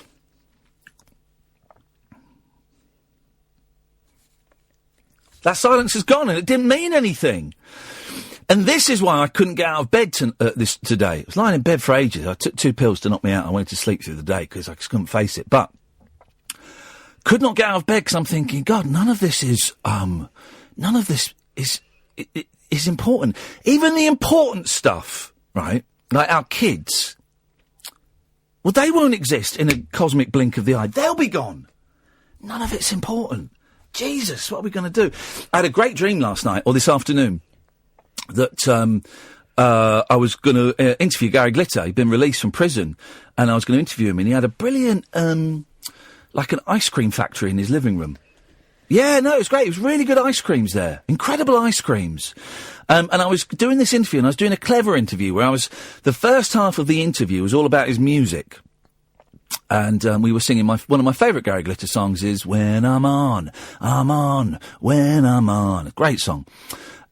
And then I was going to do the hard-hitting stuff about his horrendous sexual crimes. Why? Save that for second, so if he walks Yeah. out, you've still got something. But he disappeared. I couldn't find him. I was going, when's he going to come back? I've got to do the hard-hitting bit, otherwise all I've got is the froth. And that was the best part of my day, was having a dream about a blooming paedophile, rock star paedophile. It was the best part of my day. None of this means anything. On that bombshell, 0344 499 1000. This is the Late Night Alternative with Iain Lee on Talk Radio with Time to Change. 1 in 4 of us will fight a mental health problem this year. Having a mate in your corner can make all the difference. Search Time to Change to find out more. No rules nocturnal nattering for nightbirds, nurses, and Nosferatu. All right, cool. The Late Night Alternative with Iain Lee on Talk Radio. 0344 499 1000 is the phone number. You can Skype Late Night Alternative. Good evening, Kyle. Good evening, boss. You all right? I'm a little bit windy pops, but I'm fine. Yeah, what you got for us? Oh. Well, I don't want to bring your programme down, but it can't be down any more than it has been in the last 10 minutes. Well, we'll see about that. It ties in with that, actually. Yeah. Because, and I realise what you were saying, Catherine, about, your grandma or whatever. But, I've done everything more or less I want to do in life. I'm fairly all right. And, my gran was quite ill in the end, and in 95, and, and in a care home. And I don't want to end up like that. So whether it's 70 or whether it's a week tomorrow, don't bother me. Sorry. But what's the point of it? Well, that's it, because there isn't. Yeah. Because you just, it's not to say you live a hedonistic lifestyle, but, not you, but I mean, any of us. But you think, well, what's the point of it? We could all be dead next week. Yeah, we could be, and we might be, and I might die tonight. I might die on the way. I might die during this. I might die on the way home, and then where will we be? So why not squeeze all the pleasure out of the allotted time? God, there is no pleasure in this allotted time. It is all, without a shadow of a doubt, miserable. You get married, the marriage falls apart. You do a job, you get the sack. You never have enough money. Everything is miserable. But then there's music, and there's art, and there's fun, and there's laughter with your friends. Come on. I haven't got any friends. I haven't got many. I've got you. But I haven't got many. I was thinking this today. Sat in my crappy bed, thinking, I can phone someone. I went to the pictures today. Get this, Carl. Mm-hmm. To try and take away the monotony of existing on this planet, right, and the tedium of breathing in and breathing out, right, I went to the cinema on my own. Right, to see a terrible film in 3D. And so sparse, so empty was my day that I got to the cinema an hour early, and I bought the ticket, and I'm there an hour early thinking, I don't know what to do. So I went and sat in Costa and had a horrible cup of coffee and just sat like an old... This is it. I sat there like an old man drinking a cup of coffee I didn't want, wishing the time away so it would be a little bit closer to 4:00 so I could go and watch Geostorm. That is what my life has become. Miserable. The strange thing is, it's not, because, my situation, like, I finished work this year. So, but it's like that, I don't have that many friends now to speak of. I don't have any family or whatever. But, I've got to the point, I've got a Subway and just, like, having a sandwich to kill half an hour and then walk up and That's it. A feet of curry. That's it. You went to kill half an hour. I went to the cinema to kill 2 hours so that I would have 2 less hours where I'm aware of just how miserable life is. That's what I went for. And I went to see this awful film about the satellites trying to blow the world up. I see you admit it was crap. It was terrible. Of course it was terrible. It's got that bloke out of London Has Fallen, whatever it is. Gerard Butler, you told me you liked. I do like Gerard Butler, actually. But I can't work out why he talks out the side of his mouth. Because he's a tough guy. Yeah, he's a tough guy. I didn't mean to be depressing, sorry, Ian. I was just, You've not depressed me, Carl. I've been depressed for all day. But people say to you, it's really weird, because people think, just because, you don't care whether you're about here next week or in 50 years' time, people think, oh, are you suicidal? And it's like, well, no, not really. I'm just a bit... And also, sorry, the other thing that triggered in my mind to ring as well, what you said, Catherine, is like, because my gran at the end, like, everyone had died, because she was 95, and she worked in the mills all her life, and she was like, well, they're all dead. I don't really have anyone now, apart from you coming to see me once a week. Yeah. So she was quite happy to, But you cheered her right up, though, didn't you? Well, her face brightened when she saw me in our kid, but it was... There you go. But life for most people is filled up with watching, I don't even know what they show now, watching Monk. Oh, my gran used to love Monk. Yeah, exactly. Because it killed 45 minutes. Not because it was great drama. Monk killed 45 minutes. Monk. Everything is killing time. That's all it is, Kyle. This show, Kyle, is killing time. It's killing time for me because it's 3 hours a night when I don't have to feel the incredibly torturous pain of existence. It's 3 hours a night for some listeners. It's 15 minutes for some. It's an hour and a half. It's a way of taking themselves out of themselves to numb the pain of being alive. It is, to quote the song, things like Monk and this show and Murder, She Wrote are Novocaine for the soul. That's all they are, just to make us forget that we are spinning around on a tiny little bit of insignificant rock in the middle of nowhere in the universe, and none of this is worth a hill of beans. It's all pointless. And this moment now, Kyle, that you're feeling, this moment that you're feeling, Catherine, this moment that you're feeling at home now, this moment is as good as it gets. This is the best we can get. You might have the odd high of, like, taking a drug or of an orgasm or little peaks, but this is as good as it gets. This is it. This is it. This is it. This is what we've signed up for. This is the movie. This is the ride. This is the game. It's this. And this is the best bit of it. Imagine that, Kyle. This bit now is the best bit of it. Sweet Lord! Well, I think we said in the previous call, didn't we? If you look at the entire planet that you're on there, the sort of the entire span of whatever, we're like the tiniest microscopic little dot, aren't we? We really don't mean anything. So aren't we lucky? No. Aren't we lucky we made it? Jesus, no, we are not. The fact of your existence is a miracle. We are cursed. We are cursed. We are freaks of nature, and we are cursed. And within a blink of an eye, Kyle, you're going to be dead. And here's another fun bit, right? You know, dying, the odds are it's going to be really, really painful and miserable and drawn out. No one dies in their sleep. No one goes to bed one night and then dies while they're asleep. No one dies quickly and suddenly. Nearly every death is drawn out and is painful and is torturous and is miserable, and it's miserable for the person that is dying, and it's miserable for all those people that are watching and they're wishing you dead. Well, listen, I had a 2-day labour. I think I can handle it. Well, if you're lucky. My dad dying took months, Kyle, of agony. Imagine that! Months of agony! See, the only thing, I can't even believe I've thought about this and having this discussion, but I actually, because somebody was like, do you not want to live for, and obviously, like I said, I don't have kids or whatever, but you just sort of think, well, if I got some, this sounds really depressing, but if I got something, if it's incurable, just morphine me up or whatever, and I'll just, and then in my mind, I would go in my sleep, and it's like, well, I don't have to, I don't want to be in agony or whatever, it's like that, gone. Who's this Humphrey idiot, and why is he tweeting you when he follows me and not tweeting me? I don't know, maybe he's frightened. Tell Ian that in life, the destination is the journey, wise, profound words, or just rubbish, depending on your point of view. Humphrey, who the hell are you, Kaleidoscope N8? There's more, there's a whole series on. Let's go to this idiot's feed, and then I'm going to report him to Twitter. Can you report someone for being a knob? I wonder if that's possible. For being helpful? Oh, he's from North 8, from Muswell Hill. OK, I used to live there. Right. Can you do something to cheer Ian up, please? He's gone morbid. Life is not like a rubbish car journey followed by death, or is it? Yeah. Bit sad that the best part of Ian's day was having a dream about a pedo, spelt incorrectly. Hope tomorrow is better. I'm sorry to hear that Ian is bored of breathing in and out. Breathing in and out can be tiresome, as you have to... Humphrey, why are you tweeting her? You absolute prune! For goodness sakes, you muppet!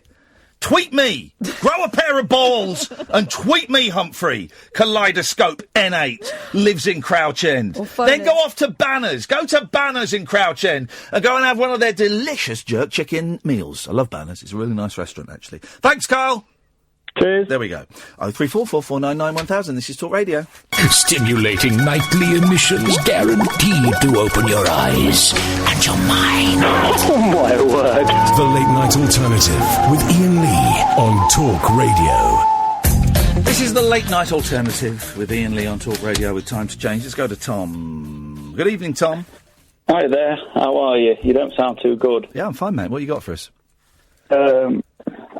Just wondering, is this the show where you were talking about life's been rubbish? What do you mean, is this the show? Were you earlier talking about life's been rubbish? Yes, I was, Tom. Right, OK. You sound different through my phone, that's all. Ah, yes, we put a special filter on this. Sport, have I? Oh, God, no, you've not spoken to those monkeys. I was thinking the only thing, cause I do agree with what you're saying, but the only thing I could think, one little glimpse of happiness is that... Have you heard of the butterfly effect? What, the film? No, the... Ashton Kutcher? No, not the film. I'm too young for that, to be honest with you, I think. Well, mate, there's... I don't know if you've heard of the thing called a VCR. You can get it on video now. I don't think we have VCRs anymore. OK. But anyway... I think it's on Netflix. So yes. But every small thing that anyone does has like a big... butterfly effect, they call it, where it sort of amplifies over time. They don't. No, they don't. They don't call it a big butterfly effect. But you're trying to explain something to me that I understand better than you do. Right. So can you explain it to everyone then? And the theory is that if a butterfly flaps its wings in the Amazon, then there will be a hurricane in Australia. I don't think that's strictly true. I think that's what the butterfly effect is. That's what it is. That's not what it is. It was originally thought of with weather, because when they started mapping weather out, they found that it's one tiny... That's what the I've literally just explained to you what the butterfly effect is. Okay. But what I'm trying to say to you is that, say, if we do one thing nice for listen to else, this. Listen. I'm exactly right. Okay. Okay. Here we go. The term was coined by Edward Lorenz. Right. And is derived from the metaphorical example of a tornado being influenced by minor perturbations, yeah. Such as the flapping of the wings of a distant butterfly several weeks earlier.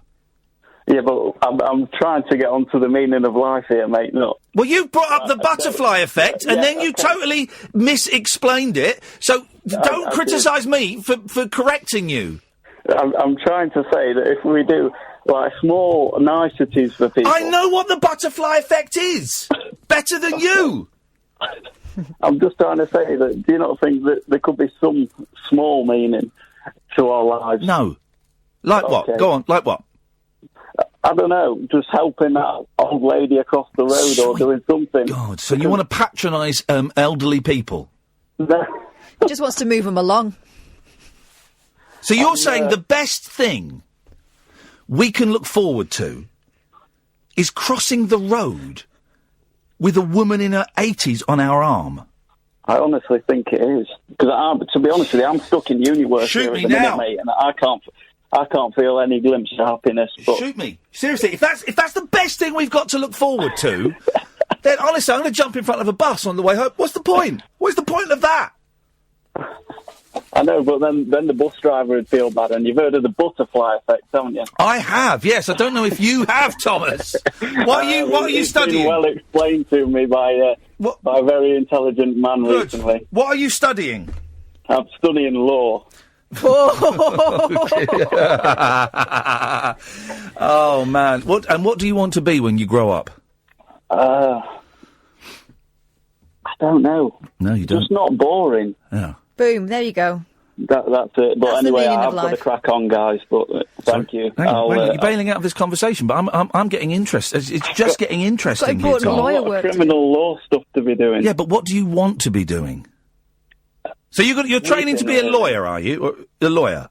Yeah. So I Right. just went. What to did uni. 5-year-old you want to do? What did little Tommy want to do? I don't know. Did you want to be a footballer? Did you want to be an astronaut? Did you want to be a train driver? Did you want to be a game designer?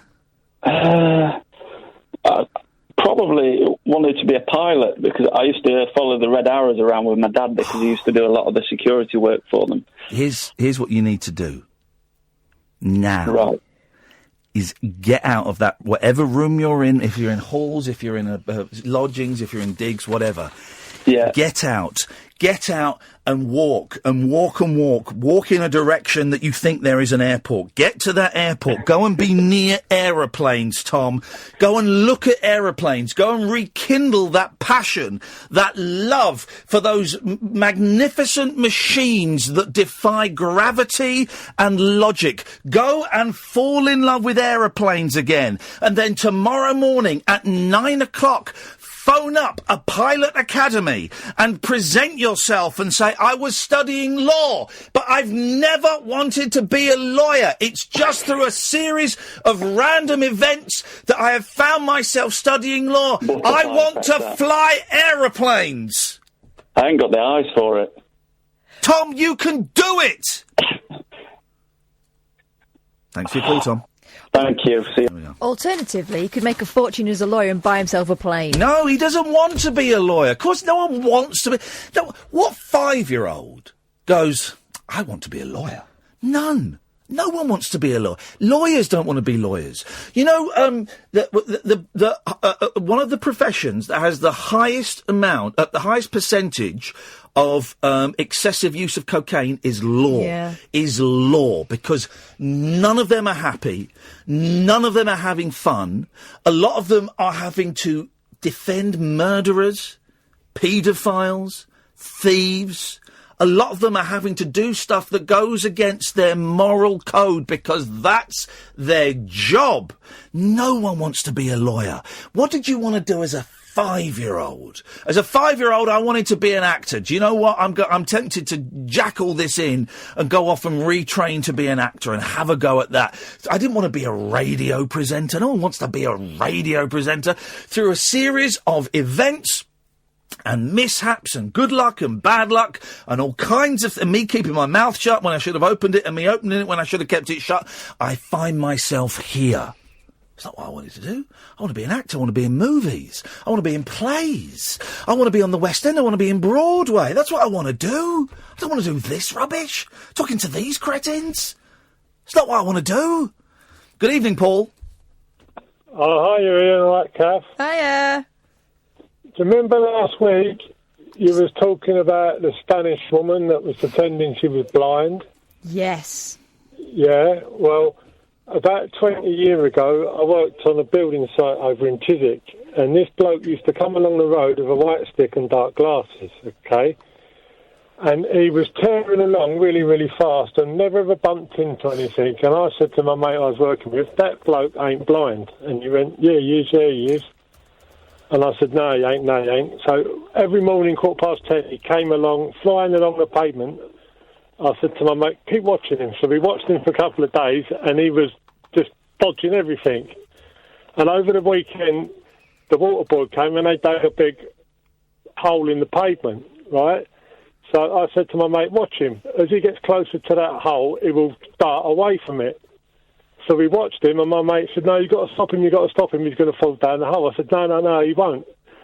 So we was watching him from the scaffolding, and he was going... You just dropped an F-bomb there, didn't he? I think Sorry, I do apologise. Right, so you've got to tell that punchline again, but without the F word. As he got about a foot away from... This ain't a punchline, this is a true story. About a foot away from the hole, my mate said, he's going to fall. I said, he won't. And he got to the hole, and he fell in the hole. Thank you very much indeed, Paul. I mean... where did that F-bomb come from? I don't know. I mean, it was a pretty funny conclusion to a story that was going on. Good evening, James. There you go. Hi, Ian. It's James Hooper. I spoke to you yesterday on your live. Your Facebook Live. Oh, last night, this morning, last night? Yes, like this morning, last night. Were you the one telling me about your dad? Yes. I have him here. How is it? Now, for those, because I did a little Facebook Live about 2:30, 3 o'clock this morning because I couldn't sleep. For those who weren't there, it was a small audience. Tell me the story of your dad. Or does he want to tell me?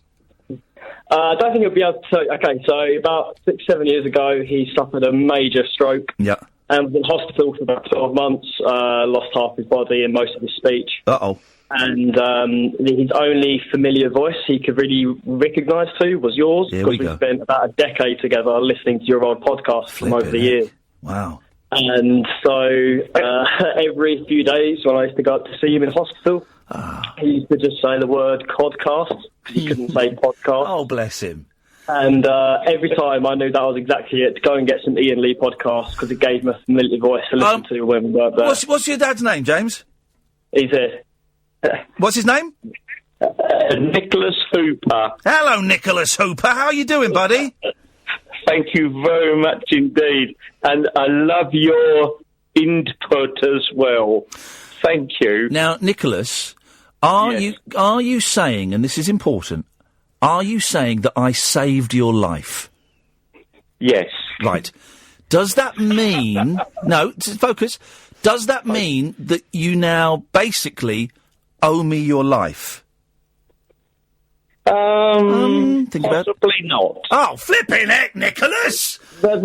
My daughter and son are the treasure of life as well. Okay, well, in that case, I'll let you off. And you as well. How are you doing now, though, man? Because this was a few years ago. How are you feeling now? Lovely.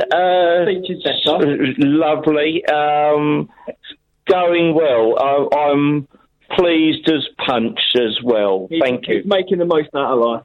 Well, your speech is excellent, because I was wondering if I'd be able to understand you. Do you have that thing, Nicholas, where you know what you want to say, but you can't quite think of the words? Yes. Yeah. He's nodding his head like a child on Christmas. Isn't it funny what the brain does and what the brain sometimes refuses to do? It's a weird machine. Exactly. Yeah, it's life now. Yeah. It's oh no, sorry. That's all right. You've got nothing to apologise for, mate. He's actually overwhelmed, bless him. He's actually overwhelmed. Nicholas, honestly, James messaged me last night, and I was touched. I was really touched and really humbled, Nicholas, and it's good to hear that you're doing so well, mate. So well done. Oh, lovely to see you, and I love your show as well, darling. Thank you. Are you calling me darling, or are you calling Catherine darling? I don't know. I'm happy either way, sweetheart. Really? Yeah, I don't mind.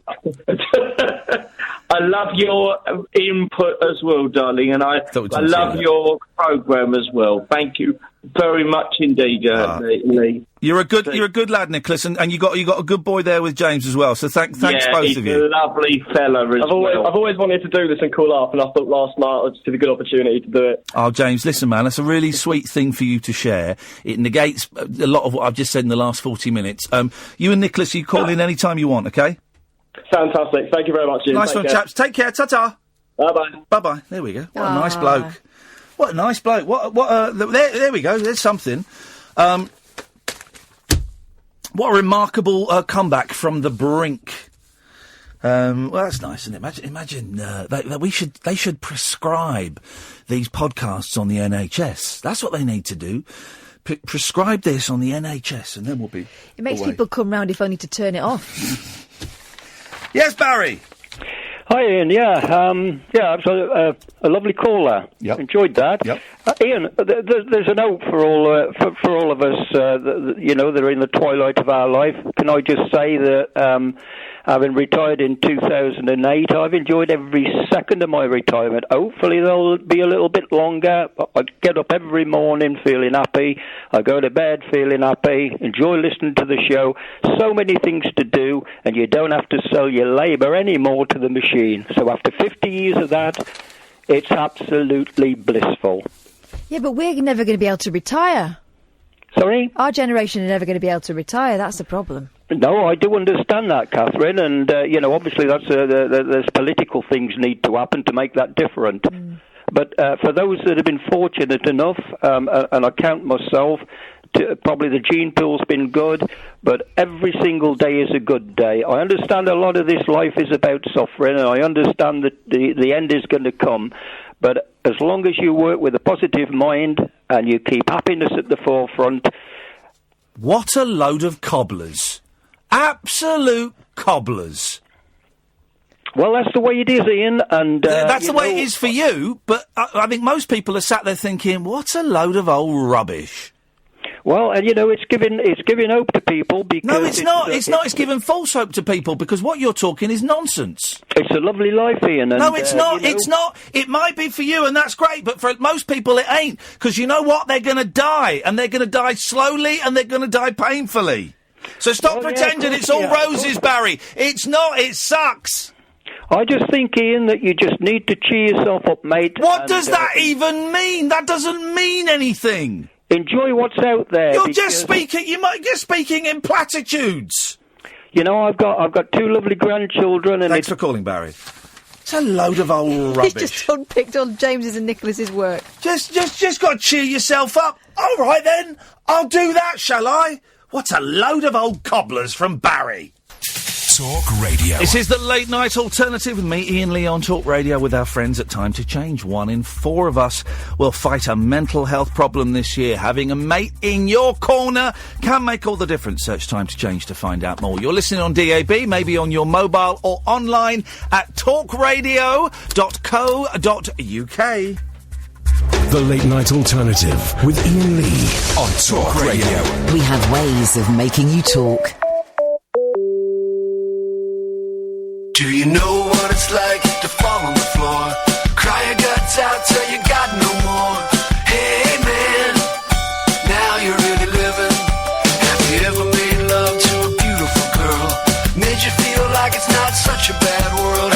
Hey man, now you're really living. Now you're really giving everything, and you're really getting all you gave. Now you're really living what this life is all about. Well, I just saw the sunrise over the hill. Never used to give me much of a thrill. But hey, man, now I'm really living.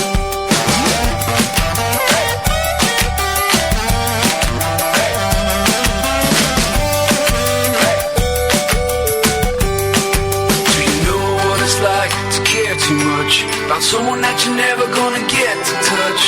Hey, man, now you're really living. Ever sat down in the fresh cut grass and thought about the moment and when it will pass? Hey man, now you're really living. Now you're really giving everything, and you're really getting all you gave.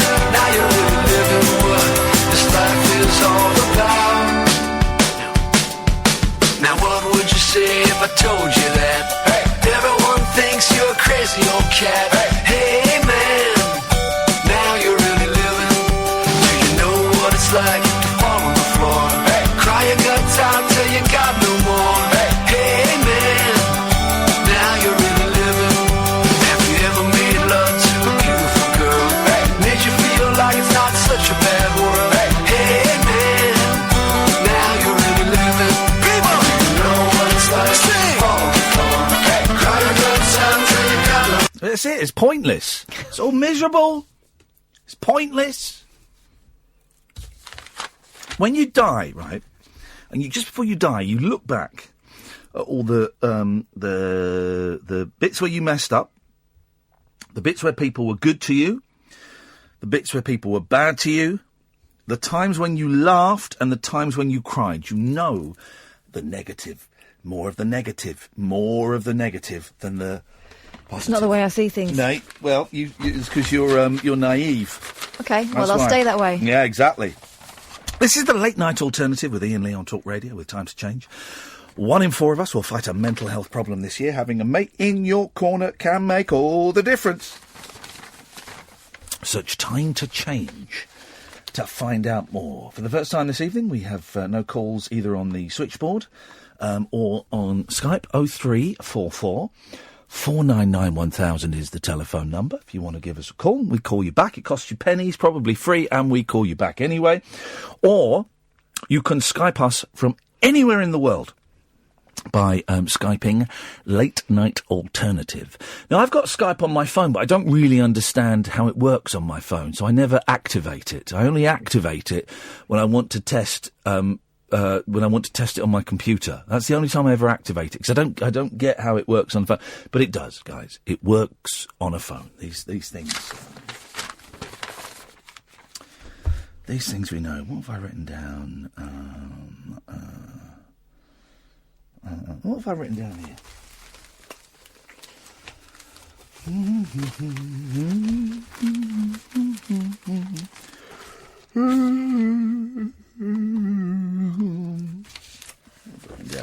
What have I written down here?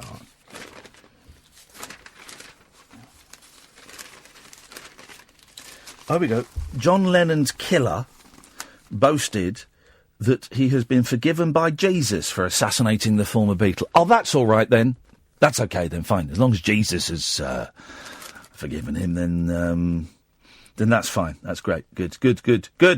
Mark, just checking, but John's still dead, right? Yeah. Mark Chapman wrote a letter from jail to an American pen pal in which he said he had committed a heinous crime. We know he gunned down a man from about, less than a foot away.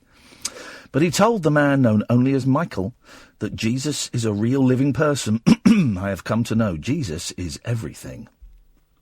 I have found this through the many long years here at Attica, the New York State Prison, where he was previously held.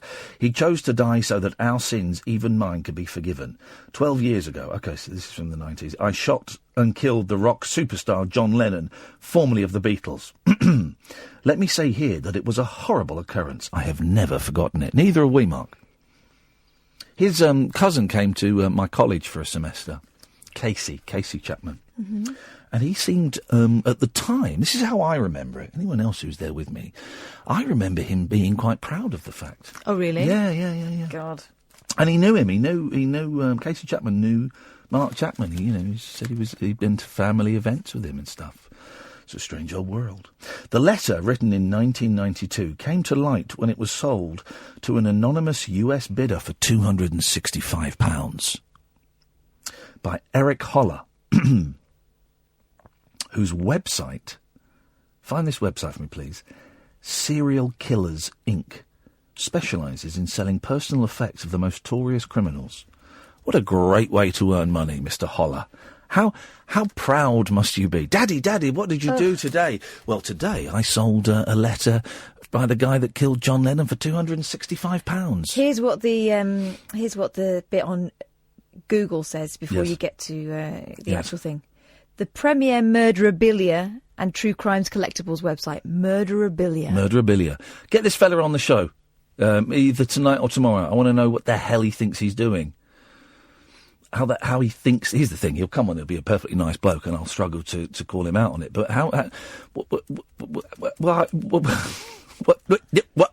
what the heck is he thinking? What's on there? What's for sale? Let's have a look. What's he got? Okay, so online store. Let's see. There we go. Here we go, guys. Looks like paintings by murderers. Yeah. Joseph Druce, personal 13-inch flat-screen TV, not working, $50. Wow. Joseph L. Druce, convicted murderer, who killed John Geoghegan, former Roman Catholic priest who was convicted of sexually abusing children, and who'd also been at the centre of the Catholic sexual abuse scandal. It gives you the full rundown. Okay. Any murderers that we will have heard of? Any more Chapman memorabilia? Theodore Robert Bundy, I believe you may have heard of. Ted Bundy, yeah. What's he got at Bundy's? Christmas card, letter and envelope, $2,500. That's a little bit, Jeff, isn't it? Mm-hmm. It's a little bit, Jeff. Good evening, W. Hello there. I just wanted to talk about it. I died 25 years ago, and it wasn't such a bad thing. Well, I'm glad that you feel that way. What's been happening for you since you died? Well, Ian, I was going to come on and try and be funny, but I'm not funny. Permission to pull out, please, sir! Permission granted! There we go. I like that. He knew it wasn't working, and he pulled out. I love it. Has he got any other Chapman? No, David Berkowitz, son of Sam. Okay, yeah. We have type, letter and envelope plus religious tract signed in full, $200. Get this... product currently out of stock. Oh, wow. Get this guy on. Get Mr. Holler on. Let's find out. Send him an email. His website Serial Killers Inc. specialises in selling personal effects of the most notorious criminals. The note also revealed that Chapman claimed to have written a book called The Prisoner's Letter. Holler, 47, said, "We initially obtained the letter from a private citizen who was a pen pal of Chapman's. I have never been in touch with Chapman myself. It sold about an hour after it was listed on the website. I would love to obtain more Chapman items as they sell extremely well." Wow, that's fun. What a fun website that is, huh? Good evening, Mark. Hello, you all right? I'm good, thank you, Mark. What you got? The thing about the guy resigning. Why? What's his defence minister? Why do you want to talk about it? Well, I can't understand why he's resigned. I can't understand why you want to talk about it. Because I got nothing to do. I'm sitting on my own, and it's either look out the window and contemplate killing myself, but it's a bungalow, so I have to chuck myself out the window 27 times, or talk to you. But why? Talk to me. But what? I mean, we can talk about that guy if you want, but that's not what you want to talk about. Not really. No. Your soul is screaming for help, isn't it? Yes, actually, Ian, that is the truth. Yeah, I know it is. Let's address that. Forget that other thing. You don't listen. This is the thing with this show, Mark. You don't have to phone in and do those usual phone-in stuff. If your very existence is hanging on by your fingernails, then you can come on and talk about that. That's much more interesting. You know, I get to like you more and more every day. Yeah, well, don't worry. I'll pull the rug out from under your feet. What's happened? Has anything happened today that's made you feel particularly lonely? I had to go and see my lady today, my special lady. Is this a therapist? Yeah. Didn't talk to her, and she's absolutely incredible. Yeah. And then I went to see an old lady that I know. She's getting on, and sat with her, and someone else turned up, and then go to the church and have a cup of tea. And it should all have been a good day, but I don't know, just feeling a bit under the weather.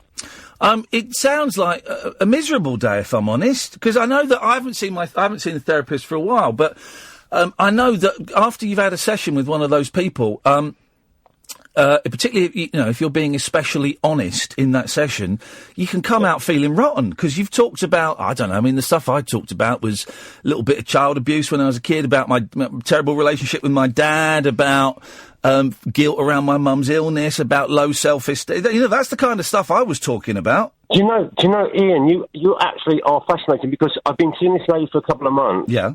And even though psychologically she's spot on, and I'm like, wow, this is really cool, the actual depressive side of it has got worse and worse and worse. And then when I say to the doctor, oh, what do I do? And they just say, take an antidepressant. Oh, I don't want to take an antidepressant. But the depression is actually getting worse. That could be. And listen, I'm not a doctor and I'm not a trained counsellor, so, you know, all I can do is speak from my experience. But the way it was explained to me once was that therapy can make things worse for a bit because you've got this lovely back garden, right? And it's all kind of nice but it's a bit plain, and you want to make it into a beautiful back garden with flowers and with roses and maybe a pond over there. But to get to that, you've got to go and dig up that plain lawn. You've got to go and dig everything up. So before it becomes all beautiful, it's going to become an absolute mess, and there's going to be mud everywhere and turf everywhere, and it's going to look like a bomb site. And then slowly you can start to rebuild it. Once you've uncovered everything, you can start to rebuild it and make it look beautiful and wonderful and work perfectly. But if you're uncovering, I don't know what's happened to you, and I don't even want to know what's happened to you in your life, but if you're uncovering stuff that you haven't spoken about for years or is particularly painful, then it's going to make the depression a little bit worse to start with. Yeah, and I think the fact that I lost the dog a year ago, so October was the first anniversary, and that has been incredibly difficult. The first real grief in my life, and being sober for 6 years, I got to the August bank holiday, and having to stay sober, knowing that once upon a time I was an absolute nightmare to be around. Yeah, and having to think of other people for once, and finding AA intimidating, so not going to AA. Yeah, it is intimidating. And then sitting with someone and having to be really, really honest and know that being an alcoholic, you're a coward. You just want to hide from everything, and it's incredibly difficult, isn't it? Yeah, it's very difficult. It is very difficult. I haven't been to a meeting like that for, I think, about a year or something, and I should probably go to some meetings because I've been really thinking, do you know what would sort out this nightmare that's gone in my life? If I just had a cheeky little beer, that would sort stuff out, but that's not going to... Oh, so are you on the wagon as well, then? I'm on the wagon. I've been on the wagon for 13 years, yeah. I didn't know that. Oh, yeah. But I also know that having a beer won't fix anything. No. Oh, I tell you what, well done. I didn't know that. I didn't know that you was... well done. I got to... it was 2004. I said I was going to knock it on the head. Yeah. But then occasionally I would give in and have just like a pint or a bottle or a glass. Yeah. But for the last 6 years, I've been 100%. And losing Opus, that knocked the stuffing out of me, and I thought, I'm going to go back on it. But I stayed sober, so... Where did you say your dog was called Opus? Opus, yes. Smelly Opus, we were the first. How did you come up with that? That's an unusual name for a dog. Where did you get that from? It was just a boring story that I got... I saw a classical music thing, and I saw something like Tchaikovsky's Opus in something. Yeah. I went, an Opus, and I looked it up, and it said it meant a piece of work. Yeah. So when I said to a lady about their reputation for staff as they're a nasty piece of work, I said she'll be a lovely piece of work, and that's what she was. There you go. That's a wonderful... That's not a boring story. It's a wonderful story. She was an incredible creature, and I miss her so much. But she got me sober. I used to be really bad on the DFs and all the prescription stuff and booze and getting her. I got straight. I got sober, but it's hard work being sober. I didn't realise it is a constant.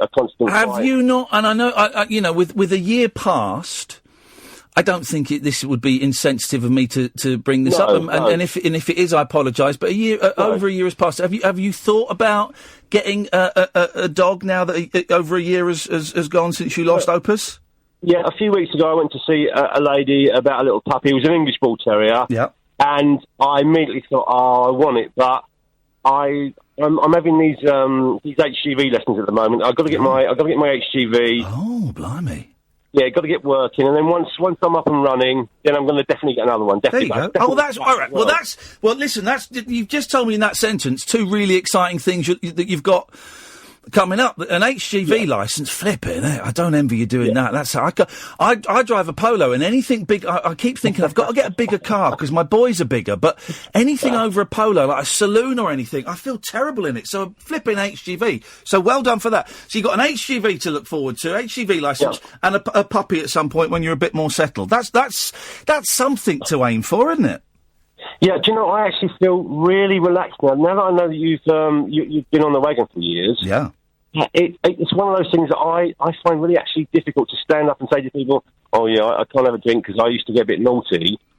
And it's one of those things you just don't want to admit to for some reason. But you know, it's like coming out the closet or something. There's a little bit. I know. Yeah, there is a little bit. I mean, for a long time I did that. Oh, I can't drink because I'm on medication, or I can't drink because I'm driving, or I don't fancy it tonight.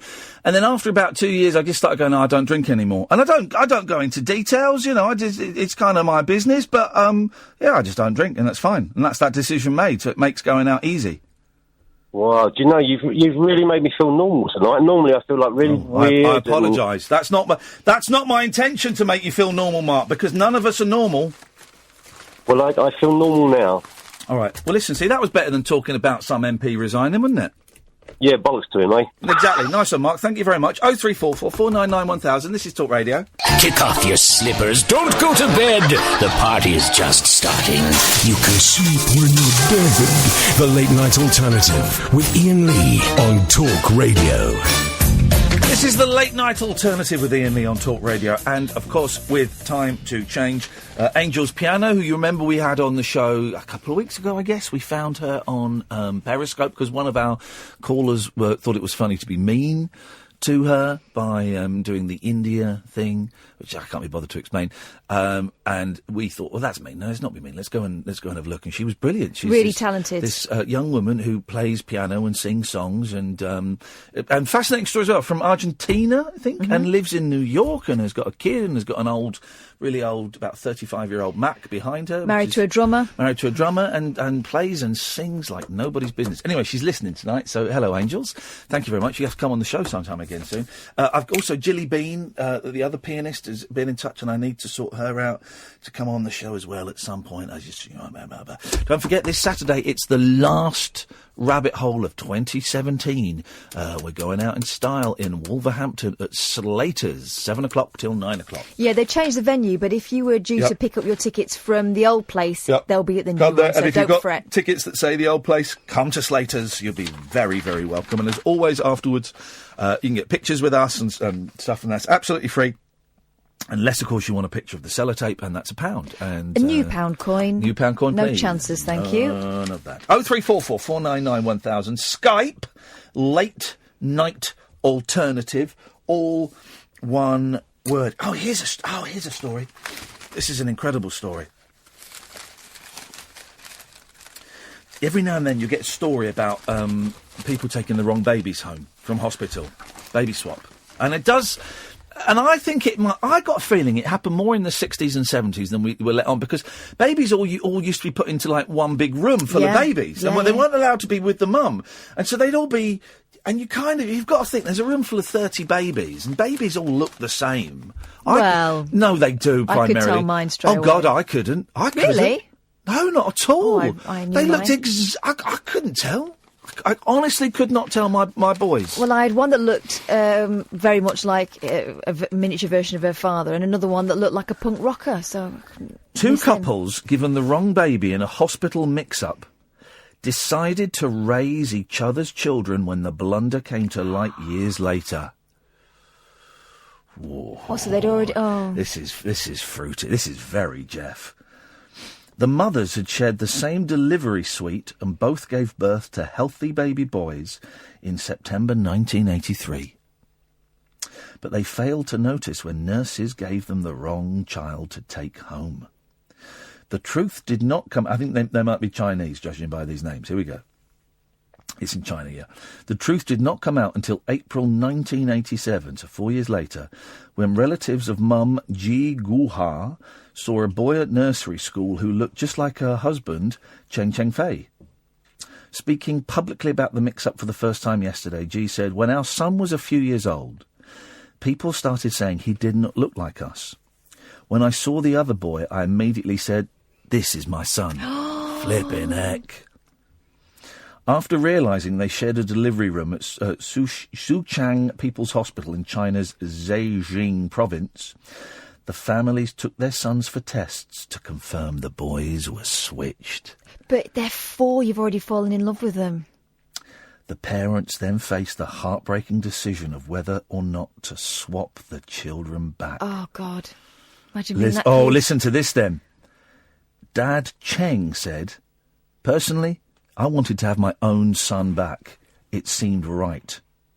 but protective G was not prepared to give up the child she had raised as her own for 4 years. This is going to make a great movie, starring Tom Cruise. So she and the other couple, Li Lingquan and wife Luo Suhi, decided to keep each other's sons. It gets weirder and weirder. The only condition was the boys were to be given their biological father's surname, followed by their foster dad's surname. This is nuts. And, I wonder if these young men are going to have problems later on in life. Yeah, but what if they just swap them back? There's problems, aren't there? Why don't you want me anymore, Mummy? Li Hui was renamed Cheng Li Hui, while the other, Cheng Wenjian, became Li Cheng Jiang. Despite the blunder, both families were awarded the equivalent of £114 in compensation. So that's all right then. China, isn't it? The sons now believe the error may have been a blessing in disguise. They had no siblings because of China's one-child-per-family policy at the time. Both became close to each other and their biological parents, so they turned into an extended family of 6 with 2 sets of parents. Li Ching, 34, said, "These are things you only see in movies. I often wonder where I would be now if they had not mixed us up at birth. However, things recently took a turn for the worst when one of the boys killed both sets of parents." What? No, shut up. That is a nuts stuff. Oh, that bit is not true, the killing of the parents. Yet. To be continued. That's nuts, isn't it? You couldn't give the baby back. You couldn't give the boy back, though, could you? Because by 4 they know that you're their mum and dad. Wow, and then suddenly there's another story, right, which I hadn't seen on this page. I'm just going to read this story, and then we're going to think about it for a few seconds before we have any conversation about it. 0344 499 1000. Because there is so much wrong. It's 5 lines, but there is so much contained in these 5 lines. So many unanswered questions. Doctors treating a man of 48 for stomach pains in Kolkata, as we call it now, India, found he had eaten 639 nails which were removed by magnets. Let's think about that over the break. Whispering lunar incantations for cross-parents, cross-dressers. Did you know this about me? And cross-rail workers. Steel and polycarbonate. The Late Night Alternative with Iain Lee. I've got a very poor internet connection. On Talk Radio. So, why was he eating 639 nails? And how did... You had an interesting theory on as to how they used a magnet to extract the nails. Put it next to his bum. But I may have watched too much Tom and Jerry. I'd have swapped the kids back, yeah. Oh, yeah, I'd so have had difficult. To. Well, supposing one of the kids needed a new kidney or something, it would have to be me, wouldn't it? We'd know where to get one. Yeah, but I'd swap them back. I'd swap them back, but... 0344 499 1000, by the way, if you think this is wrong. I'd swap them back, but I'd allow contact. You know, I'd still be, like, friendly with the other family. But that's my son. Yeah, that's my son. I'd like my son back, please. But you already love this other boy. Beautiful, fine. That's son. Great. Yep, that's great. But you can have your son. I'll have my one back, please. My one? Yeah, I'll have my son back. You telling me... I'm just thinking from the perspective of the child, so how confusing that is. You've got, okay, so this is when they were 4. So you got a 5-year-old, right? And you find... I mean, this wouldn't happen to me because I knew what my babies looked like. Okay, well, so you say, but maybe the confidence belied an arrogance that got you in trouble. So supposing someone else had Littleham... Yeah. Oh, no, they could keep her. You got some 5-year-old. Right. And then you find out that she was yours. You'd want her back. You'd want her back. I don't know, some days. God, doesn't Anita Dobson look old? I mean, well, she probably is. But she looks like an Anita Dobson. 68. Look at that. But she looks great. But look at that picture of Anita Dobson there. Where? Yeah, exactly. Where? Playing the guitar. Why are you laughing? What? That's Brian. No, the one above it, you muppet. Oh! Jesus. Doesn't she look great? She's let her hair go white. She let her hair go white, had it all cut back. She looks fantastic. Good for her. I seriously thought you were doing a joke. Oh, because I know they do look similar. No, they don't.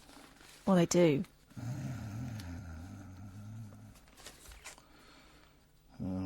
That's nice, isn't it, when a couple looks the same? 0344 499 1000 is the telephone number if you want to give a call. There we go. Look, lots of people. We've had lots of wonderful American people tweeting me about the conversation last night with Reed Summers. And oh look, they're calling me Lane. I don't get it. Even when they're replying to my Twitter feed where it's IAIN, they call me Lane. Is no one called Iain in America? I don't think so. I don't think so, no. They're all called Lane. This is the Late Night Alternative, by the way, with me, Iain Lee, Catherine Boyle on Talk Radio with Time to Change. Oh, this is a great story. The Mirror's come up trumps today with some cracking stories. I quite like the Mirror. Yeah, it's good paper. Here we go. A Dalek operator on Doctor Who has been exterminated from his job. He's not been murdered. Oh, good. After hiding an offensive message inside the show's official magazine. This is great. Player. Nicholas Pegg has worked with the Time Lord's deadliest foe, the Daleks, since the BBC series was rebooted in 2005. Under pen name The Watcher, he launched an extraordinary attack on BBC Worldwide, which distributes the sci-fi show, and Panini, who makes stickers. For reasons that are not entirely clear, Pegg has included a coded message in the current edition of Doctor Who magazine. The first letter of each sentence in his column spells out Panini and BBC Worldwide are C's. What? Pegg headed his Watcher column, the page that is not to be something to be... the page that is not something to be shuffled off onto some stray boffin. He had added a clue at the end which reads, if you look hard enough, there is always something hidden in plain sight. I always, and I did this as a kid and I still do it as an adult, you know, sometimes you read books and they'll have like, sometimes down the side, they'll have like big letters. And I always think, oh, that must be a code. And so I'll try and do the code and it isn't. It's just how they've done it. Disappointing. Why would they do it? Why would they do that? What's the point of doing big letters if it's not going to be a code? There was a great... In this film I saw, Geostorm today, there was a great code in it, spoiler alert, where basically Gerald Butler has to say that he thinks the president is bent. No. But he has to do it from space, but he doesn't want anyone to know that he's doing it because the communications are being monitored. So he does an elaborate code where basically the code is his dead dad's phone number. But, so, like, imagine, my phone number is 07888 362 4917, right? So you write down that number, 07 888 362 451, right? Yeah.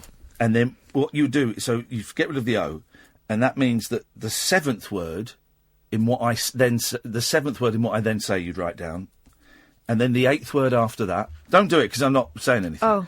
Then the eighth word after that, then the eighth word after that, then the fifth word after that. It was a really, really bad film, actually. It was a really bad film.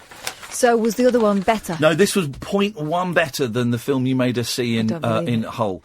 We went and saw Happy Death Day, which was rubbish. And then I went and I wanted to see this, and then I saw this today. So your film was 4.8, this one was a 4.9. A very strong, a lot in it. A very, very strong 4.9, and it stopped me thinking about how futile and pathetic existence and life is for a total of 2 hours. Actually, not for all of those 2 hours, because for a significant period building up to the film, I thought I'm going to be the only person in this cinema watching this movie. And then just as the trailer started, someone else came in and sat in. So it was me and another bloke, and both of us, our lives were so sad, were so pathetic, were so ruined by our own actions emissions were so devoid of any love or nurturing from anybody around us that the best we could do at 4:00 on a Wednesday afternoon was sit in a crappy cinema in Slough watching a crappy Gerald Butler film about a crappy storm, and it was crappy. Did you sit next to each other and kiss? No. Well, that's where you went wrong. There's none of that.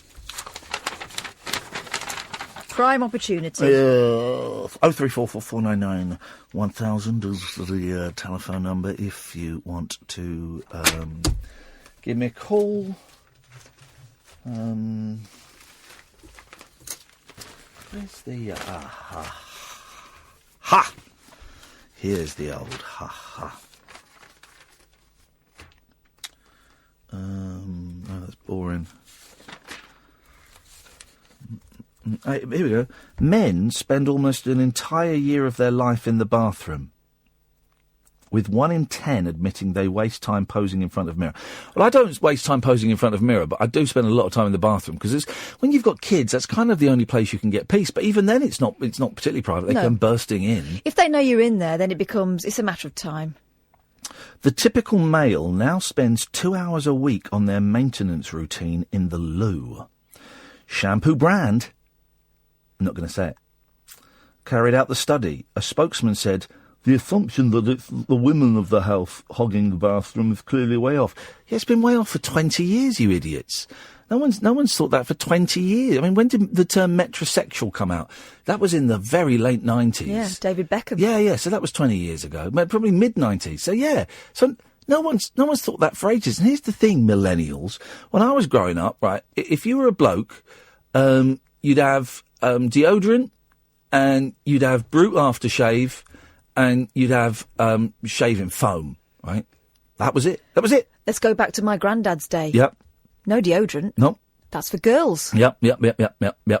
And you'd have a stick, you'd have a shaving stick and a brush, and you'd lather up, get the brush wet, and you'd lather up the stick. Slap that all over, son, get it all over. I like I like the brush. It's a good old thing. And then you'd have and that was it. There was none of that. My granddad thought it was a great treat if my mum went round and shaved his neck. Here's the thing, right? We're idiots. We're all idiots. Everyone's an idiot because we've got all of this stuff now. I had to go and buy some gel to have a shave, so I need to tidy up my neck and stuff tomorrow. And I went in there, and there's just all this stuff. There's all these different options. They all do exactly the same thing. They all do the same thing. One shaving foam is the same as an oil, is the same as a gel. A shaving gel is the same as they all do the same thing. Here's the thing: you can you can shave your neck with butter, with olive oil. You can do it with olive oil. You can shave with olive oil. So, for cooking oil, you can do it with vegetable oil because it's all it does is it softens the skin and softens the beard. So you put some olive oil on, you can have a shave like that. Tell you what else you can use? Yep. Conditioner. Yeah, exactly. Well, conditioner's another thing you don't need. Conditioner doesn't do anything. I always end up with loads of conditioner left. I use up the shampoo and the conditioner's always left. Conditioner doesn't do anything. And here's another thing, right? I'm using Head and Shoulders. Guess what? I've got dandruff. Even Head and Shoulders doesn't work anymore. All of this stuff that they sell us. And do you know what? The point when the Suits realised we were dumb enough to fall for anything, right? When they realised that they could sell us a dog turd on a chain and we'd buy it. We'd buy a dozen of them. Do you know the moment? Bottled water. Oh. Bottled water. Right, someone went, do you know what? I think we should sell water in a bottle. Water in a bottle? Yes. I think if we make it fizzy and call it Perrier, I think let's try it. And we did Perrier. Suddenly we could buy water in a green bottle. And people went, fizzy water. This is brilliant in a bottle. We'll buy it. And then that was selling, and that kind of flatlined a bit. And then they went, that's flatlined a bit. I wonder if we just put non-fizzy water in a bottle, do you think people would buy it? No, nobody could be well, you mean the people that have got taps in their houses? Yeah, nobody could be that stupid. But I tell you what, we will try it. So they put still water, tap water in bottles, and we lapped it up like absolute cretins. They told us it was French. We thought, exotique. Then they did it from Buxton. Absolute cretins. Here's the thing. You've got a tap in your house. I've got a tap. Here's the thing, right? In Talk Radio, we've got a machine that filters the water and makes it cold, right? We still go and buy bottled water and drink that when it's over there for free. We'll go and spend £1.50 on a bottle of water with our tea when we could get it for free because we are idiots. And they know that we're idiots. They know that here we go. If you're watching on Periscope, this is cold and it's free, right? Well, don't matter, don't worry. It's cold and it's free. And yet we go out and we spend £1.50 on a bottle of water because we are as thick as anything. Absolute idiots. Let's have a break. Unmissable late night radio with the original king of unconventional conversation. Make contact with Iain Lee. The Late Night Alternative with Iain Lee on Talk Radio.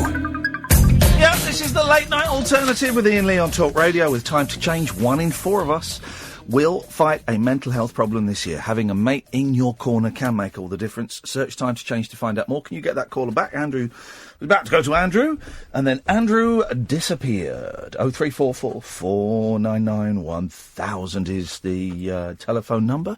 If you want to give us a call, you can, of course, Skype from anywhere in the world. Absolutely anywhere in the world for free. Late Night Alternative, all one word. That will get you on, and we'll see it, and we'll get you there. Andrew's back. Good evening, Andrew. Good evening, Ian. Good evening, Kath. Hey. This is going to be totally different from what you've been saying tonight. Have you heard about... a while ago you talked about Quantum Leap movie or new TV series. Is it still on or is it not? Have you heard or what? Well, I read an interview with the creator, Donald P. Belisario, who said that he's written a script. But that's as far as he's gone. And so a few people sent me this link saying, this is great news. The Quantum Leap movie is back on. No, it ain't. He's written a script. He's been saying he's written a script for the last 7 or 8 years, but there's no studio connected to it. And if there's not a studio, then there ain't no money. And if there ain't no money, there ain't no movie.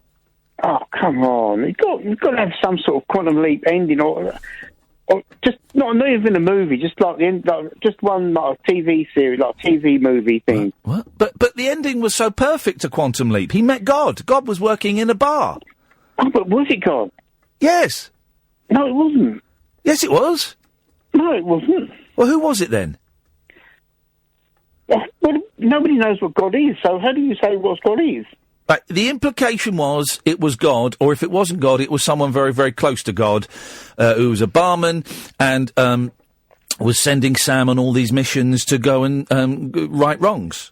Yeah, but Sam asked him, are you God sort of thing? And he was like, But no, he didn't answer him. He didn't say he was God or not. Oh, Andrew, use your imagination. Open up your eyes. Of course he was God, you pudding. Yeah, but you're the person that watched Lost to the end of the series and went, oh, come on. The end was rubbish. The end of Lost was rubbish. The end of Quantum Leap was awesome and was a lesson in how long-running series should end. Oh, no. No, I'm right. You're wrong. No, he should have left it open. Well, it was open, because he carried on leaping. The implication was that he was working for God, he could never get back home, and he was going to carry on leaping forever. Oh, come on, Ian. What? Don't have a go at me. Have a go at Scott Bakula and Dean Stockwell and Donald P. Belisario. They're the ones that made it. It wasn't even that vague or oblique or open to interpretation. They spoon-fed it to you. I bet you buy a lot of bottled water, don't you? I do, actually. Yeah, of course you do. They see you coming. Do they? Yes. Perverts. Thank you very much indeed. Great ending to Quantum Leap. Just the perfect example on how TV shows should end. Wonderful. It was mysterious, but it answered everything. It was God. He went to he kind of quantum leaps into a bar, and Dean Stockwell wasn't there to help him. And I think, if I remember it correctly, it's been a long time since I've seen it, but in the bar were all people that he had been throughout the series. They were all sort of milling around. He's like, what the bloody hell is this? And the barman was God, and this was kind of like a sort of waiting room, and he said, look, sorry, dude, you're working for me now. You're doing this forever because you're doing such a great job. And he was like, oh boy. And then he went off, and that was it. And the implication was he's off, solving stuff all around the world. Great series. I try not to watch it because I don't think it would necessarily stand the test of time. They did get a little bit worthy towards the end, a little bit, he's a black man in 1950s America. Okay, we get, as series go. It was a great series. Oh, wonderful, wonderful programme. There's no need for them to make a film of that. I did like, they made some Knight Rider movies in the 90s and the early 2000s where he'd kind of come back but then in one of them they put Kit in a different car because Kit had been allowed to rot or something, and they put him in what do they call it? Limousine, that's what they call it. I think Kit was a limousine, and that was a little bit silly, but there you go. We've got 5 minutes and 40 seconds of the show left, and I don't really know what I want to do. What have I written down here? I don't really think any of these stories are going to cut it. Nope, that one I'm not interested in.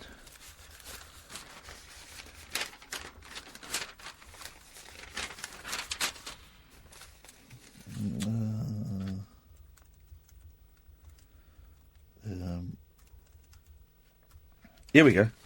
Marriage. Don't know what this is about, but so there's 10 tips here on how to enjoy a successful marriage. A little bit late for some of us, but here we go. Number 10, monogamy. Bam, bam, ba-da-dum. I never get these people that say, well, we have an open relationship. I've met a couple of them. We have an open relationship because that is a roadmap to failure and pain, isn't it? Here's my theory, and I don't know, never been in it. Yeah. One of them wants that more than the other. Yes. What do you think, Simon? I didn't catch that because I was on hold. No, you weren't. You were with us because I was the one that put you through. You were with us as we said it. No, sorry. Yeah, not on hold. I was on because I'm on hands-free. Yes. It goes through my car system, and so it cuts off my radio feed, so I didn't hear it. Okay, there we go. A little bit of honesty. But Anyway, you were actually on the line. I put you on the line, so you would have heard it. Anyway, that's by the by, Simon. What have you got for us? Manimal. Yeah. Remember it? Yeah. Ah, okay. I just thought... Thanks for calling. Glad we established that. Someone tweeted me yesterday. Does anyone remember? But they spelt it Manimal. Yeah. And I thought, I was going to do that. No, but I remember a show called Manimal. Yeah, I remember that programme. It was good.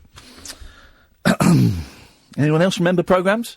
If you remember programmes, 034 4499 1000. Which programmes do you remember? I remember some. Number 9, sharing everything together. Now, I would think that is not the way to go. Weird. Because sometimes it's nice... Well, it's nice to go... My favourite episodes of The Monkees are the ones when they all go off in different directions and have adventures on their own, then come back together. And I apply that to life. Yeah, I think that it's nice to miss each other now and again. Yeah. And also to have something different to tell the other person. 8, holidays together. Yeah, I'll dig that. I can dig that. 7, a good sex life. 6, having your own personal space. Hang on, are we sharing or are we spacing? Men have tend to get like a room, I call it a man cave, but men tend to get a room full of gadgets. Women don't tend to get that necessarily. That's a massive generalisation. It's a luxury we're not often afforded. Yeah, I know, that seems a bit odd, doesn't it? Mm-hmm. 5, sharing household chores, that makes sense. 4, patience. 3, sharing problems. 2, maintaining a shared... These are rubbish. What idiot wrote these? Number 1, showing each other respect. Respect. I respect you.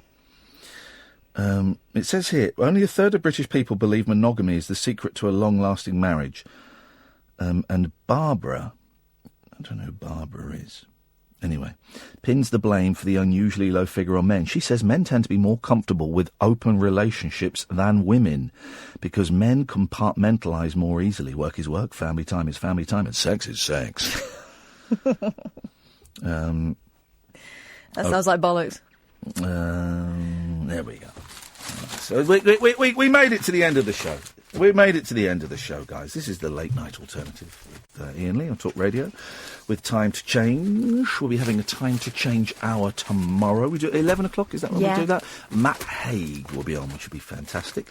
1 in 4 of us. Apparently we get lots of people say lots of nice things on Periscope about the Time to Change hour when it's on. Someone emailed me today, so thank you for that. 1 in 4 of us will fight a mental health problem this year. Having a mate in your corner can make all the difference. Search Time to Change to find out more. Thank you, Sam. Thank you, Catherine. Thank you, dear listener. Don't forget you can download the podcast for this show and for the Rabbit Hole by going on iTunes, by going on wherever you normally go. We'll be back tonight at 10. Ta-ta.